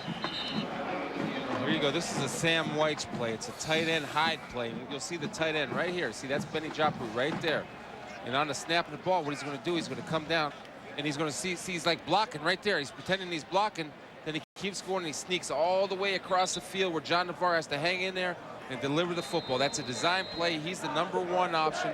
That's a great red area call. It's a big red zone call for all coaches, but not many can execute it like Benny Jopru and John Navarre. Drive covered 53 yards, and the closest guy to him is Moss gets the carry, and he picks up about 6. On that replay, we saw Askew, the big 6'6", 295-pound defensive end. He was the closest guy to Benny. No way he was going to get to him. No, Benny can run. Benny's a good runner, fast runner. Good runner, and they're impressed with his blocking as well. And kind of the complete package. Yeah, and the best thing about him is his hands. He has great soft hands for a bigger guy, big tight end type guy. And tight ends are not only making a comeback in college football, but in the NFL, tight end is becoming a premium position again. So valuable when you have those guys who can do things like Jopru, stretch the field, be another weapon. Boss had no shot on that. Sean Lazarus making the stop. Well, penetration kills anything inside, and that time Sean Lazarus comes around his block, beats the player, and makes a solid hit behind the backfield on the tight running Juan Moss. Lazarus. Good job by Lazarus. He's an Ohio guy. He can skate. Canal Fulton, Ohio. Some Ohio guys end up in the maize and blue. Yeah, Desmond Howard, Elvis Gerbach. Cleveland guys. St. Joe's, yeah. Yeah. Played on Charles Woodson, Fremont Ross. Came up here and did some things for Michigan. 3rd and 5. Look at that. 1 of 10 on 3rd down so far for the Spartans. Dowdell goes down. Grant Bowman, another Ohio guy. He's from outside of Columbus. Blacklick, Ohio. That's a sack. Michigan State has to punt. Yeah, they're smelling blood. See, when you get that blood smell, that's when you unleash it. They run a nice little TE game right there. Grant Bowman comes inside. That's a TT game, actually. Tackle and tackle, making a move. And he does a good job of wrapping up Grant Bowman. Bowman's mom drives around in Columbus with a Michigan license plate frame and said she actually was stopped by a cop once and said, "What the heck are you doing with that license plate frame?" That cop's doing his duty. Not good. In Columbus, flags down as Marcus Curry returns the Jason Daly punt into Michigan State territory. Only a 35-yard punt, 13-yard return. But check out the flag first. So that's a cop doing his duty, huh, in Columbus? Yeah, in Columbus it is. No Michigan stuff. We got more college football coming your way. Penalty against Michigan here. Here's Ohio State. Yep. Minnesota taking on Ohio State. That's regional action, 3:30 Eastern on ABC. Others will see Colorado, Oklahoma. That's a beauty. Georgia Tech, NC State, Arizona State, Washington State. Your other possibilities. Check your local listings or ESPN.com keyword ABC Sports for the games in your area. ABC Sports, the class of college football. NC State, one of those teams that has yet to lose a game. Phillip Rivers, the quarterback there. In another game, Colorado up to their old tricks, finishing strong and realizing that Chris Brown is probably the best back in the country, and they give him the ball and feature him. We had him the first game of the season when they were using 3 tailbacks. And now they're using him primarily. First down, Navarre to Japru. Picks up about 5. And here's Matt Widen. All right, Bam, first check of the SEC of the afternoon. Alabama taking on Vanderbilt. Tyler Watts keeps it himself. He'll go in from 12 yards. Roll Tide up 7-0 on the Commodores. Vanderbilt with its hands full today, trying to take down Alabama. So later on today, big SEC game. A lot of people pointing towards that Georgia-Florida game. Perry. Thomas Wright wraps him up about a yard short of the first down. We're going to take you down to the field now, and Rob Stone. Rob. Michigan State now without their 3rd player. Broderick Nelson is out for this game. They were very concerned about his neck, and it appears that he had some feeling issues in his arms, and that made the Michigan State staff say, take off your helmet, go inside, and they're going to x-ray his neck right now. Oh, wow, Rob. So thank you, Bobby Williams. Boy, from bad to worse. Injuries are starting to pile up. They're playing with a bunch of young kids out there right now. They're fighting. Nelson, the senior, out for the rest of the game. Perry picks up the first down with interest. We're now 8 for 14 on first down. Excuse me, that was B.J. Askew in for Perry. See, I like B.J. Askew. Why I like him? Because he's a north-south guy. He's a one-cutter and hit it. He's not going to do any dancing or running on eggs. He's going to one-cut it, hit it, and he blasts it up in there, and he always falls forward. 6'3", 235-pounder from Cincinnati, Ohio. Yep. All over the place, Chris. Well, they know where to come to get good football players. Tell you, there's... Oh, he got him. He's got him. That is Bellamy. Touchdown all the way, Wolverines. He got him on the out and up. Run down to the fire hydrant, fake it, then go to the parked car. He got him.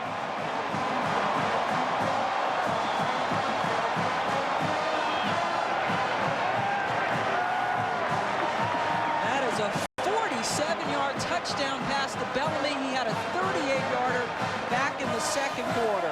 You see true freshman Ashton Watson says, I want to make a big play. Uh-oh, Bellamy says, no, I got something for you. I'm not going out there. I'm going down here. And John Navarre threw air under, let Bellamy run underneath it. Great pass, great catch, great call. And that is a 35-3 lead. John Navarre has run for a touchdown and thrown for 3 more. And he's the guy that was under some criticism, under some heat. Okay, a nice little pump fake, and Bellamy hits it up with a pump fake, takes off down the field. and see that was air under that ball. That gives your receiver a chance to run and get it, and then try to put it on the line. He knew he was so wide open, he would put plenty of air in it just in case he has to make an adjustment. Great job of catching the ball first, then taking it into the end zone. Ashton Watson's going to be a good football player, a true freshman. Learned a lesson. Don't bite on the out and up. Yeah, it's a tough lesson to learn on national TV. Bellamy, 124 yards on 5 catches, 124 yards and 2 TDs, both career highs for the senior from New Orleans. He's impressive today. Both he and Braylon Edwards, both of them impressive. Wide receivers, big kids. Using a good job catching the ball with their hands. And they complement each other well, Bellamy and Braylon Edwards. And they spread the ball around too nice. Yep, that's the game plan for Terry Malone. He does it too, and then you throw Jockbrew into the mix. Imagine if they had a really good, effective running game. I think they do with B.J. Espy.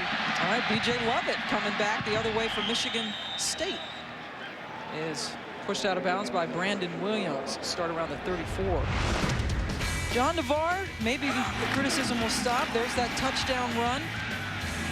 And then 3 of these. Bellamy first. Had one to Joffrey in the middle, and then that beauty to Bellamy again. 16 of 27, 229 yards, no picks, 3 throwing touchdowns and 1 rushing TD for Mr. Navarre. He's making great decisions too. He throws the deep ball extremely well. Remember, Navarre is only a junior, so he'll be back here next year. Play action, Dowdell, there's all along. Boy, he had Jason Randall, but threw to the wrong side. And it's time to go back to Matt Weiner. Let's check in on Auburn and Ole Miss. Auburn's been running all over the Rebels, but they've got Eli Manning. So they go to the air. What else would you do? 41 yards, Chris Collins, touchdown, Ole Miss. Right back in at 14-10 now in the 3rd. You might want to think about bringing Aaron Alexander in right now because Damon Dowdell is struggling, and you don't want to take his confidence, but you want to get the other kids some experience. You would do that with a redshirt freshman who has 5 practices his entire collegiate career, or this year at least. What do you got to lose? Randall, that time Randall and Dowdell connect. First down at midfield. I understand your point, but you don't have anything to lose. Damon's struggling on that ankle.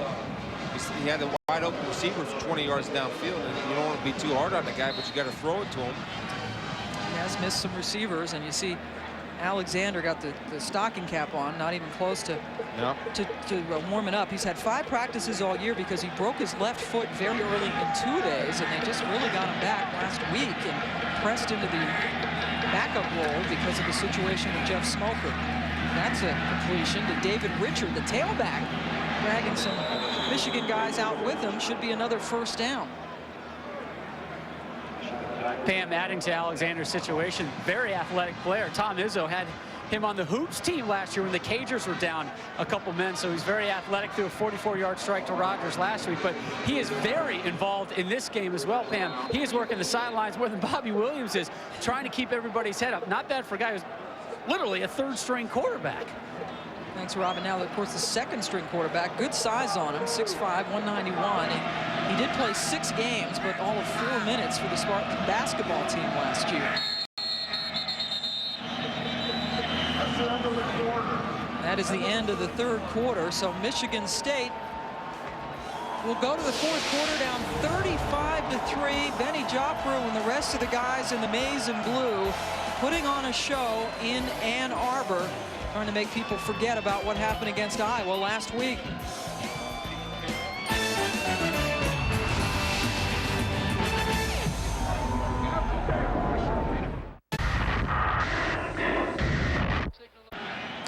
We are back in Ann Arbor, Michigan. Pam Ward, Chris Spielman, and Rob Stone joining you from the campus of the University of Michigan for the backyard brawl that has been decidedly in favor of the home team. Dowdell, there's Randall again for another first down connection. Charles Drake making the stop. Well, that time, good call by Maurice Watts, offensive coordinator for Michigan State, going back to a play that was open earlier. Damon couldn't deliver the ball. That time he delivered it right in the hands of his big tight end, Randall. And he picked up 20 on that one, Chris, and they get it down to the 19-yard line. Michigan State's 9th first down of the game. Michigan has 22 of them. Rogers split to the left. That's where Dowdell is looking all the way in the end zone. And Rogers, cannot bring it in as he tried to make yet another patented Rogers spectacular catch. That's a well-thrown ball. That's 3 well-thrown balls in a row by Damon Dowdell. That time he put it where he needed to be. And I'm not trying to be hard on Charles Rogers, but this is a catch you got to make. And the only reason I say that because it's in his hands. That's a good job of Curry coming in and getting a hand in there. But right there, you got that ball in your hands. Good job of coverage. Excellent job. And also right up against the Marcus Curry. Yeah, Marcus Curry, number 30 on the coverage, right up against the corner of that end zone as well. Rogers has been thrown to 8 times today, has made 2 catches. Over the middle, that is a little bit too far, looking for Ryan Woods. We look now to Matt Weiner. Hi, Pam, and we look to Northwestern as the Wildcats making a bid for their first Big Ten win of the year. Noah Herron, 3 yards, Wildcat touchdown. They're up 34-22 as the 4th quarter begins. Iowa pulling away from Wisconsin, up 17 in that game now. Thank you with Bollinger on the sidelines. Northwestern looking for only its 3rd win of the year, the other 2 against Duke and Navy. Not a banner year in Evanston. Well, and Indiana's not a banner year either if you're getting beat by Northwestern. Nothing against Northwestern. It's not strong this year. That is another throw to Rogers, double covered. Marlon Jackson among them as Dowdell tried to force that in. Now, is that considered a PBU by our stat guy? Is that a PBU? Because that would break the record. Got a hand on it. No, it is not considered a PBU. Oh, man. Tough. Tough. Some statisticians tough today. Got a hand on there. That's a PBU in my book. He is now tied with Charles Woodson for most in the single season history of Michigan. 4th and 10, what the heck, go for it. 3 receivers to the left. And he's going down the middle, nothing doing. Eric Knott, the tight end, in the vicinity. Jeremy Lesor covering him. Bobby Williams' team gives up the football on downs. Intelligence is not limited to humans. Proof. Make a collect call, Mr. Frisky. Witness him dialing down the center at 1-800-CALLATT. Even he knows it's free for you and cheap for them. Come on. Huh? Monkey always gets the girl. Save on every call. Dial 1-800-CALL-ATT for collect calls. Hope you're happy. Retirement plans from the Principal Financial Group can prepare you for almost anything. Yeah, you got it. Retiring! At the Principal, we're the nation's 401k leader. We offer mutual funds, annuities, and rollover IRAs, which leads to a secure, happy retirement.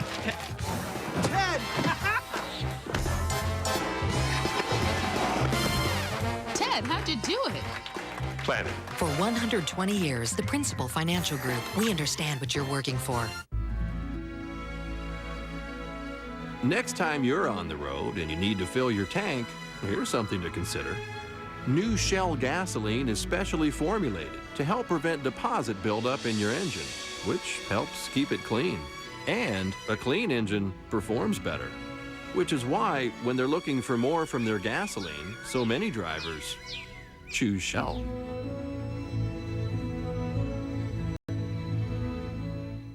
Can I take your order? Give me 15 cheeseburgers. Can I take your order? Can I take your number? Can I take your order? You got any egg? Can I take your order? Man, I don't have any money. All right, go. Man, watch out!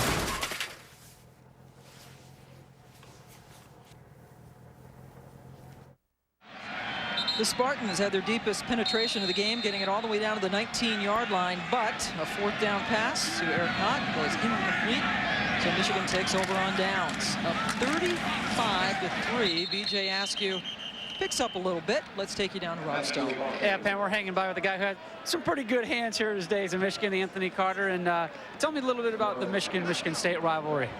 Well, it's a big rivalry. It's something that I wasn't aware of because I come from Florida, but I had 2 guys that played on Michigan State, Eugene Burroughs and Bernard Hayes, at that time on the Michigan State team. So it was kind of like a bragging right for myself during the summer. I got to ask you, what's up with the throwing of the marshmallows from your Michigan fans? You know what? I've been to several games, and I at least try to catch 2 games out of the year. This is the first time I've ever been hit, so I can accept it. Hey, you and me and Spielman will go up there. We'll take care of business, all right? No problem at all. Thank you.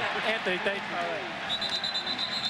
Thanks, Rob, and also Anthony Carter. That's a 10-yard gain. I had the great pleasure of playing with Anthony Carter. He's just an amazing guy, amazing receiver, just explosive.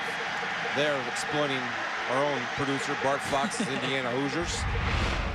But AC was just a true professional, a great guy, and a tremendous athlete, and a great person. Records, man. Yeah, he has it all.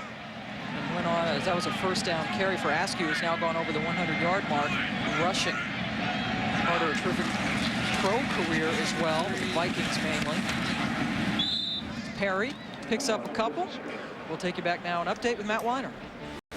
Pam, Auburn and Ole Miss. Rebels backed up to their own goal line. Eli Manning, well, he just tripped right over it. Actually tripped over his own offensive lineman's foot.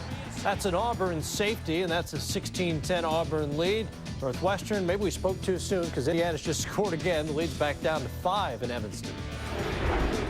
Thank you, Matt. A lot more time left in that one. And running into the offensive lineman, we saw it with the Bengals last week, almost had their first win of the season, and then Matt O'Dwyer got in the way of the running back, and the Bengals lost again.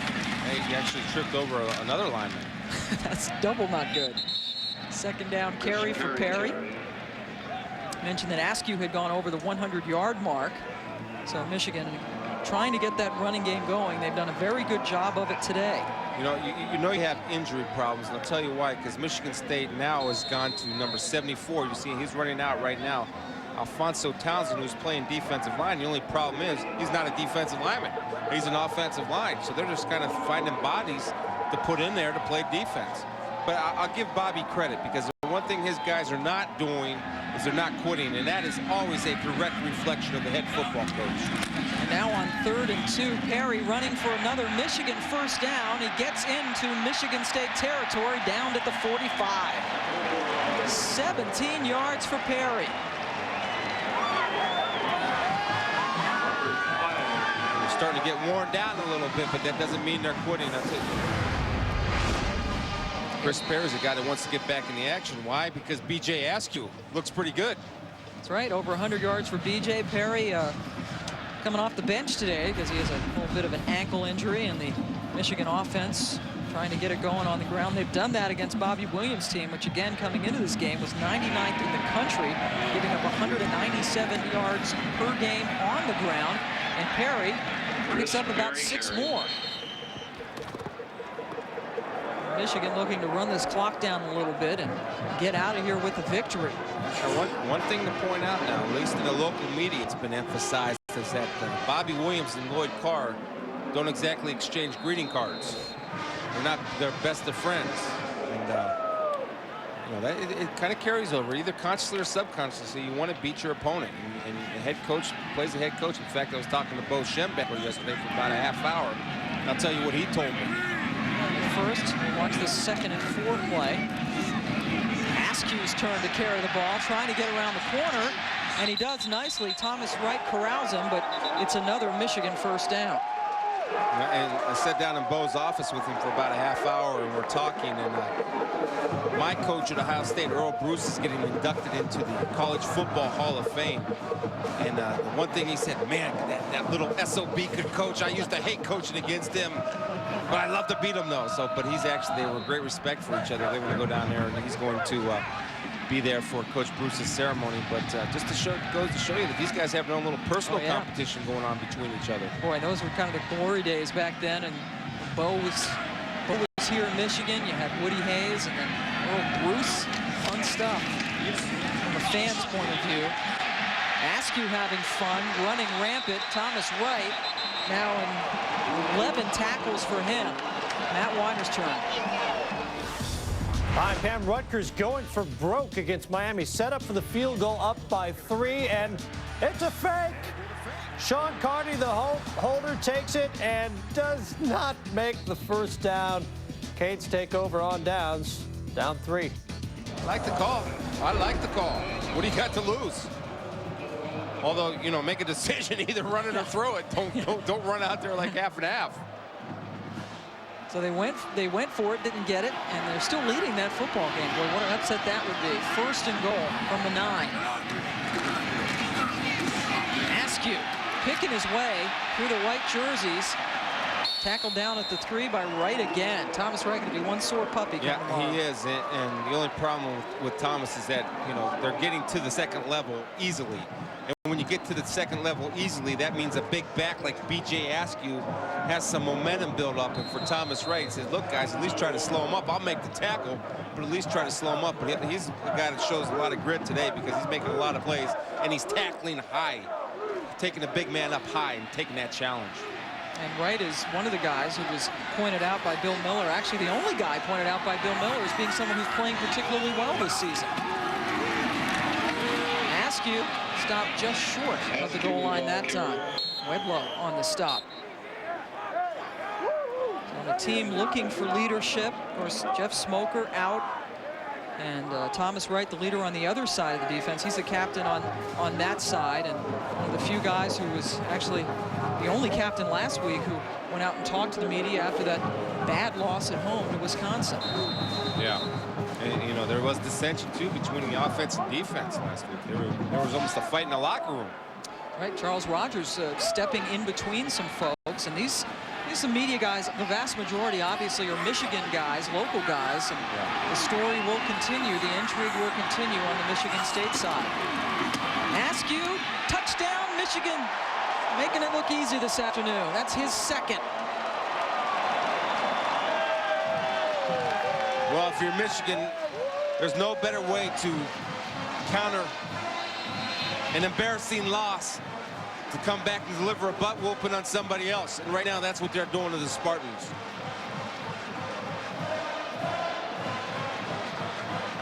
Monquez Whitlow got hit in the head. He hit B.J. Askew right in the thigh. And B.J. put a thigh to his noggin there, right on the S. He's not stopping him soon enough. Askew, big smile. He should. He has got 32 carries, 149 yards, and 2 touchdowns. All of them career highs. Just what the doctor ordered for this team. That was a 5-minute and 7-second drive. No passes in that drive, Chris. No. 11 runs, 81 yards, 5 minutes, 7 seconds. Just establishing dominance. And you know, obviously Lloyd Carr knows his football team better than I do. I mean, he's with them in practice. He knows his players. But ever since I saw B.J. Askew play, I always thought that he's a pretty good tailback.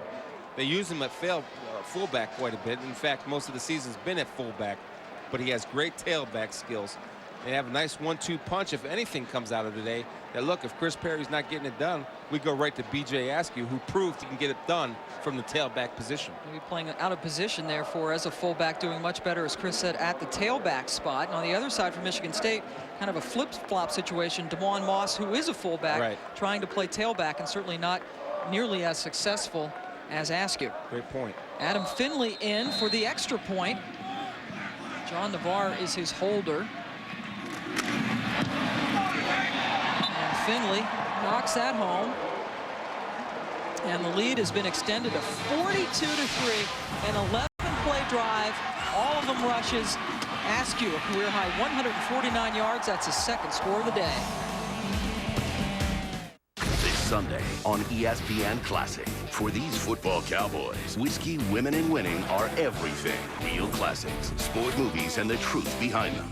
North Dallas 40, 9 Eastern Sunday on ESPN Classic. On the season finale of Bake, Borrow, and Deal, they've accomplished the most grueling sports tasks ever. All this for one task. But only one team will make it to Alcatraz. Bake, Borrow, and Deal, the season finale, Tuesday at 8 on ESPN. In the 21st century, the vampire Lestat knows no fear. We are the powerful. Except one. Akasha, the mother of all vampires. Join me or die. She takes pleasure in only one thing. Aaliyah, Stuart Townsend. Destroying life. Anne Rice's Queen of the Damned, directed by Michael Reimer. Come out, wherever you are. Are you a homeowner? Do you want to refinance or consolidate bills? So how do you find the best deal? It's easy. Just call America's Lending Partners. We help thousands of homeowners every month, and we can help you too. With just one phone call, we match your loan request with up to 4 prominent lenders. Then the lenders call you at your convenience. You compare offers, compare options, and decide which loan is best for you. Even if your credit is less than perfect, America's Lending Partners can help you. Call 1-866-394-LOAN. That's a lot of push-ups if you're a Michigan fan. 42 of them now as they're piling it on. Michigan State scored a field goal on its first possession of the game. It was a 39-yarder by Dave Rayner. Since then, it has been all maize and blue. You see the guy with the, that's Tony Pape with the mutton chop sideburns there. Hockey sticks. His nickname is Fat Elvis. Well, as in Elvis in the later years of his life. What do you think? I'm sure like fat isn't an affectionate term. Of course. See that guy doing push-ups? He was getting help. He was cheating. Those were cheap push-ups. Oh, come on, Chris. 42 push-ups, whether you're cheating or not, is tough, man. That's B.J. Lovett. Down at the 10. More college football is heading your way on ESPN at 3:30 Eastern time, the bottom of the hour. Illinois and Penn State. 4 Eastern on ESPN2. We got Florida State and Wake Forest. At 7:30 Eastern on ESPN2, Pittsburgh and Virginia Tech, who's unbeaten. And at 7:45 Eastern, College Football Saturday, presented by the U.S. Postal Service, Florida and Georgia. For more on upcoming games, log on to ESPN.com, keyword schedule. And Florida coming in, and you think Florida's going to win that game, Well, I think they have a chance. Historically, Georgia struggled against Florida. Yes, they have. And Rex Grossman is a top-notch quarterback. Even though he might not be having his best year, he's still a pretty good player. Georgia unbeaten, but there are still some doubters out there about the Bulldogs. Dowdell continues to quarterback Michigan State. That's DeJuan Moss. Well, that's something we haven't seen much today as he breaks free for a 21-yard gain. Again, just a credit to Michigan State for hanging in there. DeJuan Moss reflecting his team. So he gets a nice lead block by his fullback. Nobody touches him to the second level. Then arm tackling Mr. Shaw. Come up and put a helmet on him. Don't bump him. You can't bump that big guy. The longest running play at 21 yards. Only the third play over 20 for Michigan State today. Dowdell rolling, looking, trying to find something, and nothing is going on. Lovett comes in and gets a late block. And that's a flag down on the sidelines as Dowdell goes out of bounds around the 35. So that shouldn't be a flag. Why? Because B.J. Lovett, he threw the block before the whistle. B.J. Lovett could not tell where Damon Dowdell. He's trying to protect his quarterback. All right, see, if you're Bobby there, now you don't get mad at that one. That's a guy playing hard. Yeah, thank you. Yeah. Did the right thing, huh? Yes, he did. You see it right here. David Dowdell scrambling for his life. Here comes B.J. That guy's running to him. See, they could have threw a flag outside, but he held up too. And I thought it would have been on B.J. Lovett, but they waved both of them off. Good call. Good no call. Lane Kashima was chasing Dowdell out of bounds, so Lovett is not penalized. They pick up the flag. It's 2nd and 9. Play action. Dowdell over the middle and hops it again to Jason Randall. He's done that a lot today. Let's go to Matt Weiner. Indiana, Northwestern, back and forth they go. Hoosiers turn this time. Yamar Washington for the 3rd time today. And the Hoosiers back on top by 3 after a 2-point conversion. Wow. This will be a fun game to watch in Evanston. Run defense. Non-existent today. See, last in the Big Ten in 3rd down conversions today, 1 for 12. Those are drive killers. You got to convert on 3rd down. It's something Michigan State wanted to exploit Michigan's defense because Michigan's defense was ranked at the bottom of the Big Ten in 3rd down defense. Dead last in 3rd down conversions, and they're going to get deeper into last after this. Hey, Rogers with the catch. There's a 1st down on a 3rd down conversion. Only the 3rd catch for Charles Rogers. That time Damon threw the ball. See, he's inconsistent. And one time he once hops it, another time he throws a strike. That time Charles Rogers does a good job using his body to shield the defender, catch the football, protect the football, making sure that he has 2 hands on it. Dowdell, Chris, just 13 of 29 for 141 yards this afternoon. And you're right, he has been inconsistent. We have seen him throw a couple of one-hoppers, particularly to Randall. Yeah, Randall's been open quite a bit down the seam. So on first down, Dowdell goes up to Knott, the best pass-catching tight end that Michigan State has, and he is stopped short of the 50. Let's take it back down to Rob Stone. Pam, John Navarre now working the headset. Read the nonverbals. He's done. Spencer Britton just spent a couple minutes warming up behind the bench, so it looks like we're going to have quarterback change mercifully for the Spartans today. John Navarre, that's a good.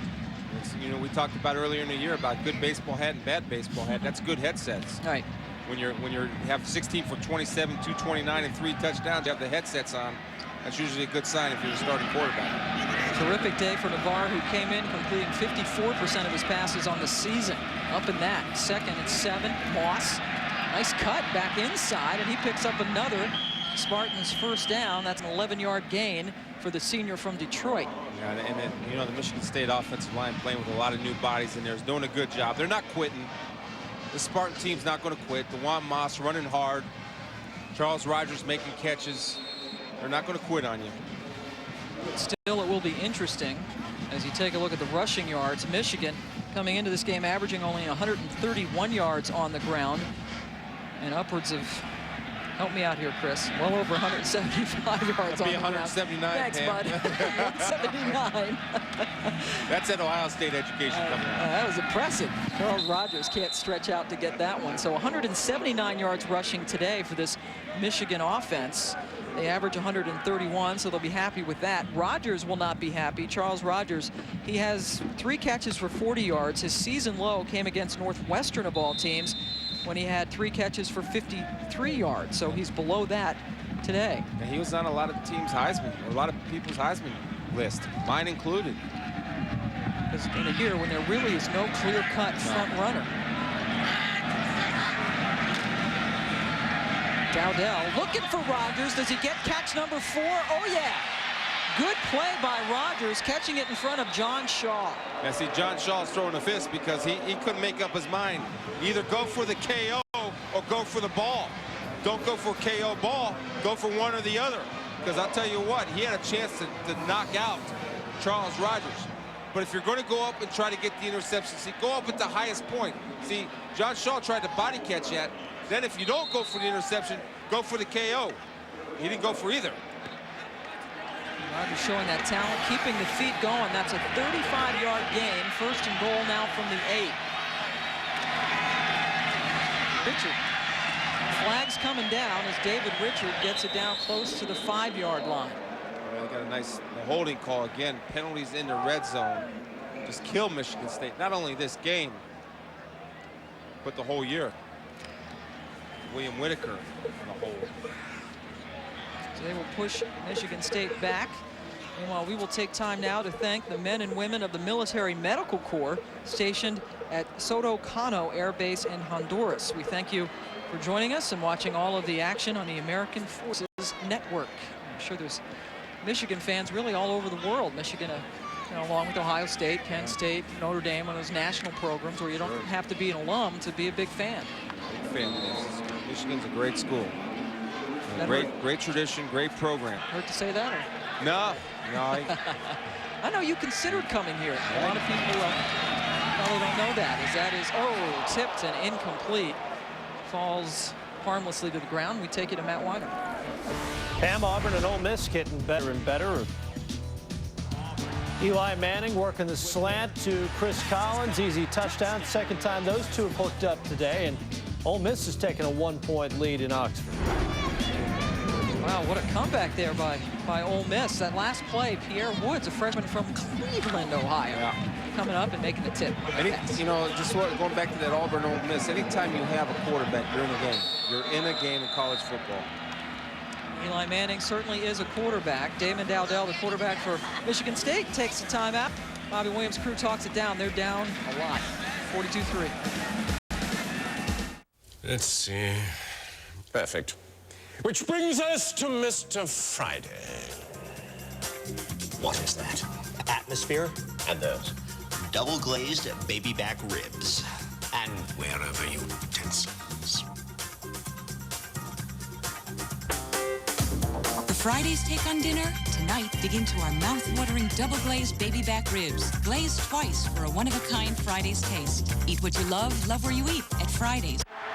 Now you can celebrate the Anaheim Angels' first World Series championship with Sports Illustrated's exclusive World Series championship package. You'll get the official 2002 Major League Baseball World Series home video, available on DVD or VHS, plus this Sports Illustrated hardbound World Series commemorative, both free with your paid subscription. Your official World Series home video lets you relive all the moments that made the Fall Classic unforgettable. Call now and you'll also get Sports Illustrated's hardbound, gold-lettered, individually numbered World Series commemorative. Both are free when you order 25 issues of Sports Illustrated for only $1.59 an issue. Save more than 50% off the cover price. When you use your credit or debit card, you'll also get this 2002 World Series Championship Baseball with an individually numbered medallion free. Celebrate the Angels' first World Championship with Sports Illustrated. Get into it. Chris Perry has 49 yards rushing today, and starting to talk on the sidelines as this game winds down with Michigan up 42-3. And coming up immediately following this telecast, we'll take you back to Matt Weiner and Mark May for College Game Day Now, presented by Acura. They will get you up to date, give you scores, highlights, and analysis. Some really exciting games going on all across the country today. Second and goal after the timeout. Oh, that is incomplete. Zeal Kavanaugh was in the vicinity, but there were a lot of blue shirts back there as well. We are in Ann Arbor, Michigan, home of the University of Michigan. Pam Ward, Chris Spielman, and Rob Stone along with you, and there are over 111,000 people who came through the turnstiles. 111,542 folks, third largest ever at Michigan Stadium. Biggest crowd for a team other than Ohio State visiting. Total yards, Michigan in control really since about midway through the first quarter. Third and goal from the 18, pushed back because of the holding penalty, and now pushed down as Patrick Massey puts an exclamation point on this game with that sack. Massey from Brecksville, Ohio, outside of Cleveland. Yeah, Patrick Massey does a good job of getting off on the football. You see it right here, number 94. The good thing when you're in there is you get a good get off. Right there, he avoided the chop block and finishes the play. Now, what you like to see, and once Patrick gets used to getting to that quarterback a little bit more, he'll use one arm now to come and swat the ball out. That time he secured the sack because he was happy he got back there. Next time he'll understand, look, I can tackle this guy because he's got a bum ankle. I'll grab him with one and try to strip with the other. Be doubly dangerous. That's his second sack of this season and his career. His first career tackle actually was a sack against Western Michigan. So now on fourth down, Dowdell trying to make something happen. And how about back-to-back sacks? That's time it's Elaine Kashima.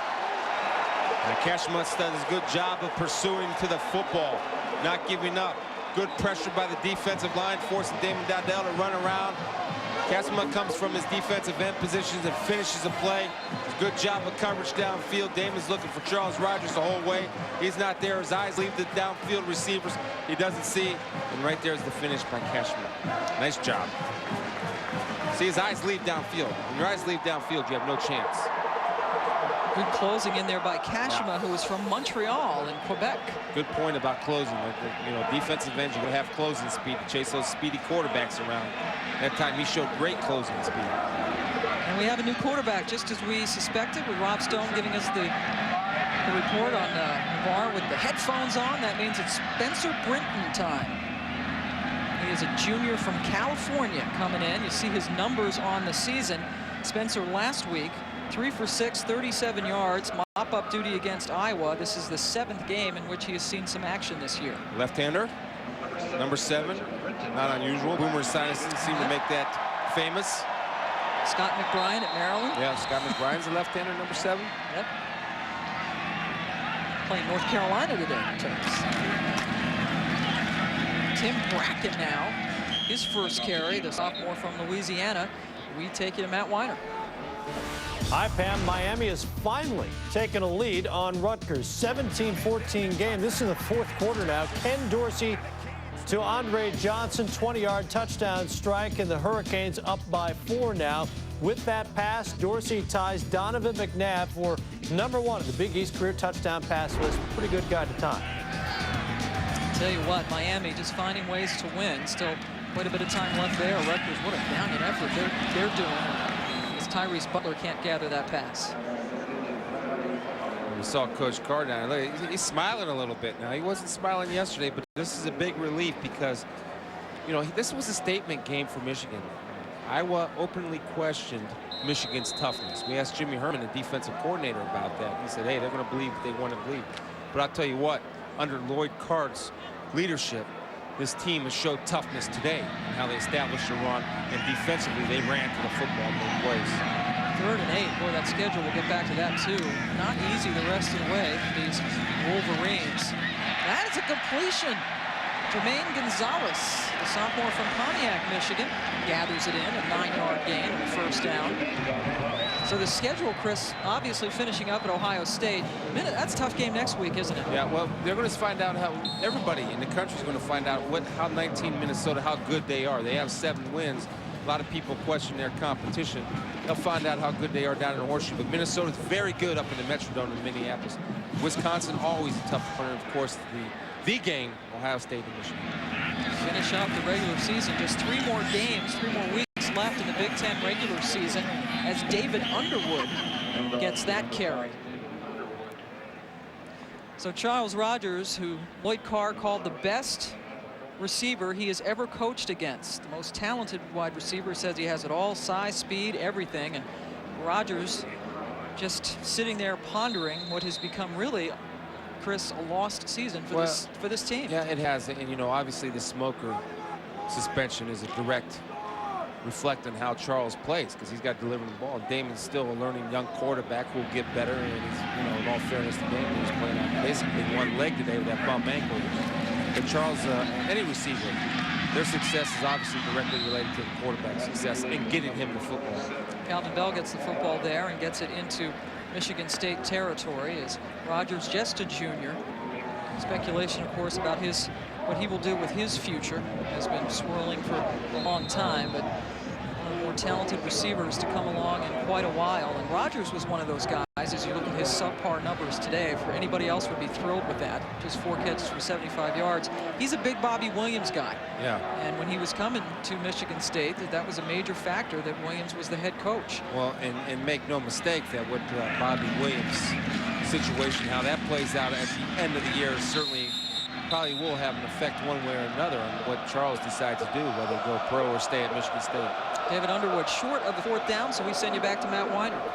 Pam, you know, Carnell Cadillac Williams is done for the year for Auburn, and we thought his replacement, Ronnie Brown, could use a nickname. Mark and I are introducing Rolls-Royce Ronnie Brown, 21-yard touchdown. The 2-point conversion is good. Auburn up by 7. Rolls-Royce is more expensive than Cadillacs, but not as durable usually, right? It looks like the same guy to me. I tell you. That's scary, isn't it? They don't seem to miss a beat. It is scary. It's a credit to recruiting. And you mentioned that with Minnesota, too, with Terry Jackson stepping in for Barber. And he's awesome. Adam Finley's 5th punt. And that dribbles out of bounds inside the 10-yard line. And we do have a quarterback change. Chris, you're right. Here comes the freshman Aaron Alexander when we return.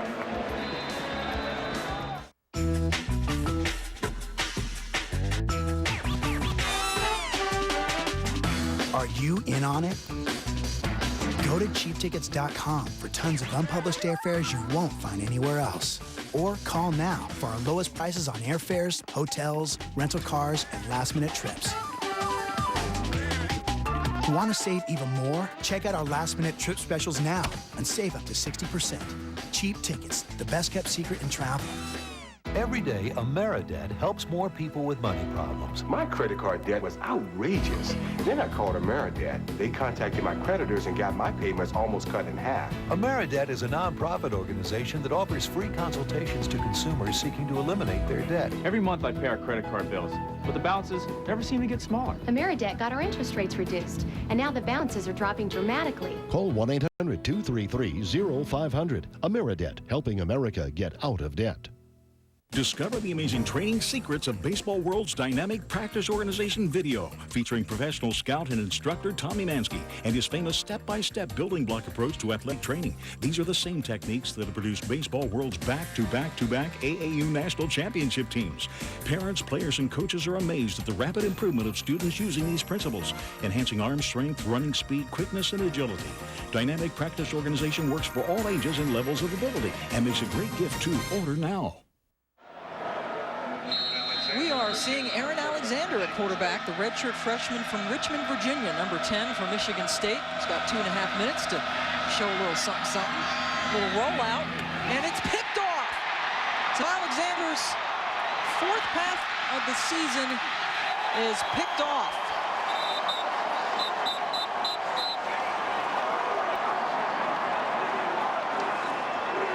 Blake Nassif coming up with the interception, playing for cornerback position in cover 2, kind of baits Aaron Anderson. Showed to cover 2. You see him bait now. He'll fade back to the corner route because Aaron Anderson's not looking off. Goes up to the highest point and makes a nice catch and does a good job of getting down to the sidelines, his closest point to the end zone, and a good job of returning the football. Good catch, Blake Nassif, the cornerback, a 5th-year senior from Lansing, coming up with his first career interception. He does it as a 5th-year senior at home against Michigan State. That's special anytime you can do that against your home city, to come up with a big play like that. I liked how he came up and caught it at the highest point there. That's good football, and he baited him throwing. He's playing cover 2. He melted back into the corner route and made a great catch. And he's going to remember this moment for the rest of his life, isn't he? That's terrific. Terrific for him. Michigan up 42-3. Brinton, the backup quarterback, he's going to the air. That's a good catch. Coming back to grab it across his body from Michigan. Dayton DeBoop. No, that's Stetskall. They're going deep into the... We're going deep now, baby. Number 99. Yeah, we're going to double numbers now. There's a 99, Pierre Woods, also a number 99. That's a different 99. That's a great catch. Hey, you get your opportunity, make something happen. You know, a little bit surprised, though, that they're throwing the football. They're giving Brinton an opportunity now. And I have no problem with that. It's your job to stop them. You don't want to ask your kids not to play. Michigan takes a timeout now. Well, that was that substitution problem. All right, but you mentioned earlier then there's a little frostiness at best between Lloyd Carr and Bobby Williams. Do you think Williams gets a little more ticked off that he's throwing on him when he's down 42-3, or is it just gone now? It's just it's gone. But I say, well, the only thing you can say is don't quit. And Lloyd says, look, I want my guys to play, and he has a perfect right to say that. I've always been a big believer. You're playing the game. You get your young kids in there that don't have an opportunity to make plays very much. Go ahead and run your normal game plan. Let them try to make plays. You're not trying to rub it in the other team's face. What you are trying to do, though, is let your kids play who practice all week on scout team. Give them an opportunity to shine in front of 100,000. We already saw the Nassif get his first career interception. Tomorrow night at 8:30 Eastern, NFL football on ESPN. It's Jacksonville and the Giants. Coverage begins with NFL Primetime, presented by Miller Lite at 7:30 Eastern. You can also catch it on ESPN Deportes. ESPN and ABC, your exclusive homes for primetime football. Jags just 3-4, but they're a game out. Game behind Indianapolis in the AFC South as they try to grab a playoff spot. AFC South, not one of the stronger divisions. No. And it's still getting used to these divisions. Yes. North, South. Gone are the old 3 divisions in the NFL. Follow this guy. He'll take you to the ball. Right up the middle is Underwood. As he is tackled down, we take you to Matt Weiner. And the tide is a-turning between Miami and Rutgers. Ted Trump in for quarterback, and he'll get picked off. Wobbly pass. Kelly Jennings does the honors, and then Canes cash in. Dorsey rolling out, finds Kellen Winslow Jr. K2 scores it. Dorsey has the Big East touchdowns record. Miami has an 11-point lead. Thank you, Matt. And much like last week, the final score against West Virginia perhaps a bit deceptive because they got a lot of points late. 6 more points for Michigan. That's Tim Bracken. Yeah, you know, again, you might want to say, Lloyd, you want to take a knee, but I think no. I think you let your kids play. Give your guys a chance to score. Let them feel the excitement of finishing the game off. Now, you got flags in the end zone here. One of the referees might might have gotten hit with a marshmallow down there. He didn't like it. And the crowd, many of whom are still around, from the third largest crowd in Michigan Stadium history,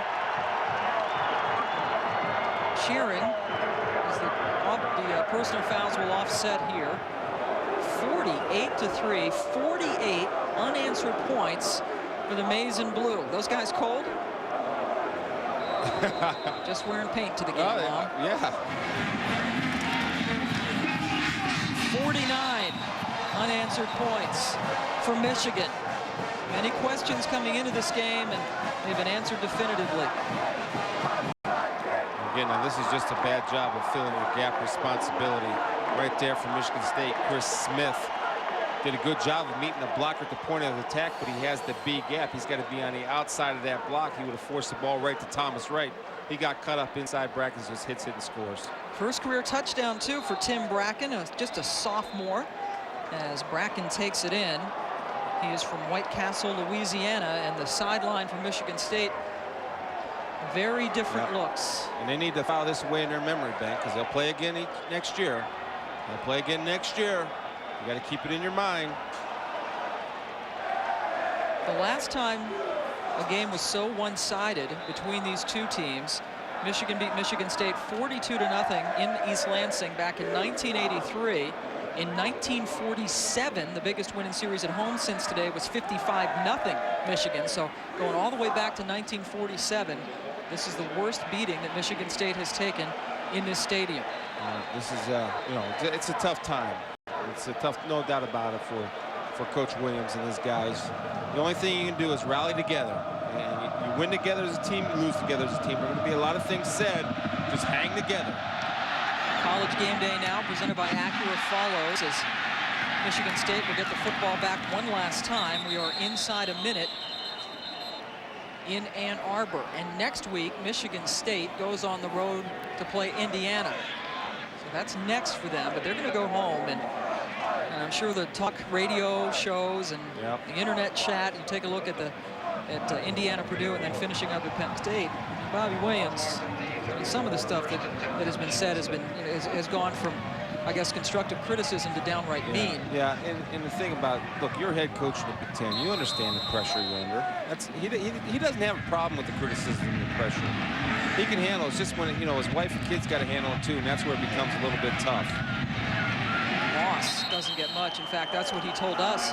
He said he's lucky in a way because he's in meetings all day, watching film and practice, but his wife and his children in the community in East Lansing really have to hear all of this, and it's very difficult on them. You know what? And like I said, being a head coach, you know what you sign on for. You understand the pressure when you coach at a big-time program like Michigan State, Michigan, Ohio State. If you don't win, there's going to be criticism. That's the way it goes. You just hang with yourself, believe in yourself, and rally your troops. You know, he's made tough decisions, too. He's put two guys down. He put Smoker down. He put Kaplan down, his defensive end. Trying to keep a hold on this team as Moss gets it again. Charles Rogers only with 6 touches today, 4 catches, 1 rush, and 1 punt return. John Navarre, 3 touchdown passes, 1 rushing touchdown as Michigan defeats Michigan State 49-3 in convincing fashion. Coming up next is College Game Day Now, presented by Acura. For Chris Spielman and Rob Stone, I'm Pam Ward. Thanks for joining us. This has been a presentation of ESPN, the worldwide leader in sports. For more, log on to ESPN.com. We'll see you from Ann Arbor. Here's Matt. Hi, Pam. Thank you very much. So that game not close, but we have a close one here in the College Game Day Now program presented by Acura. Mark May alongside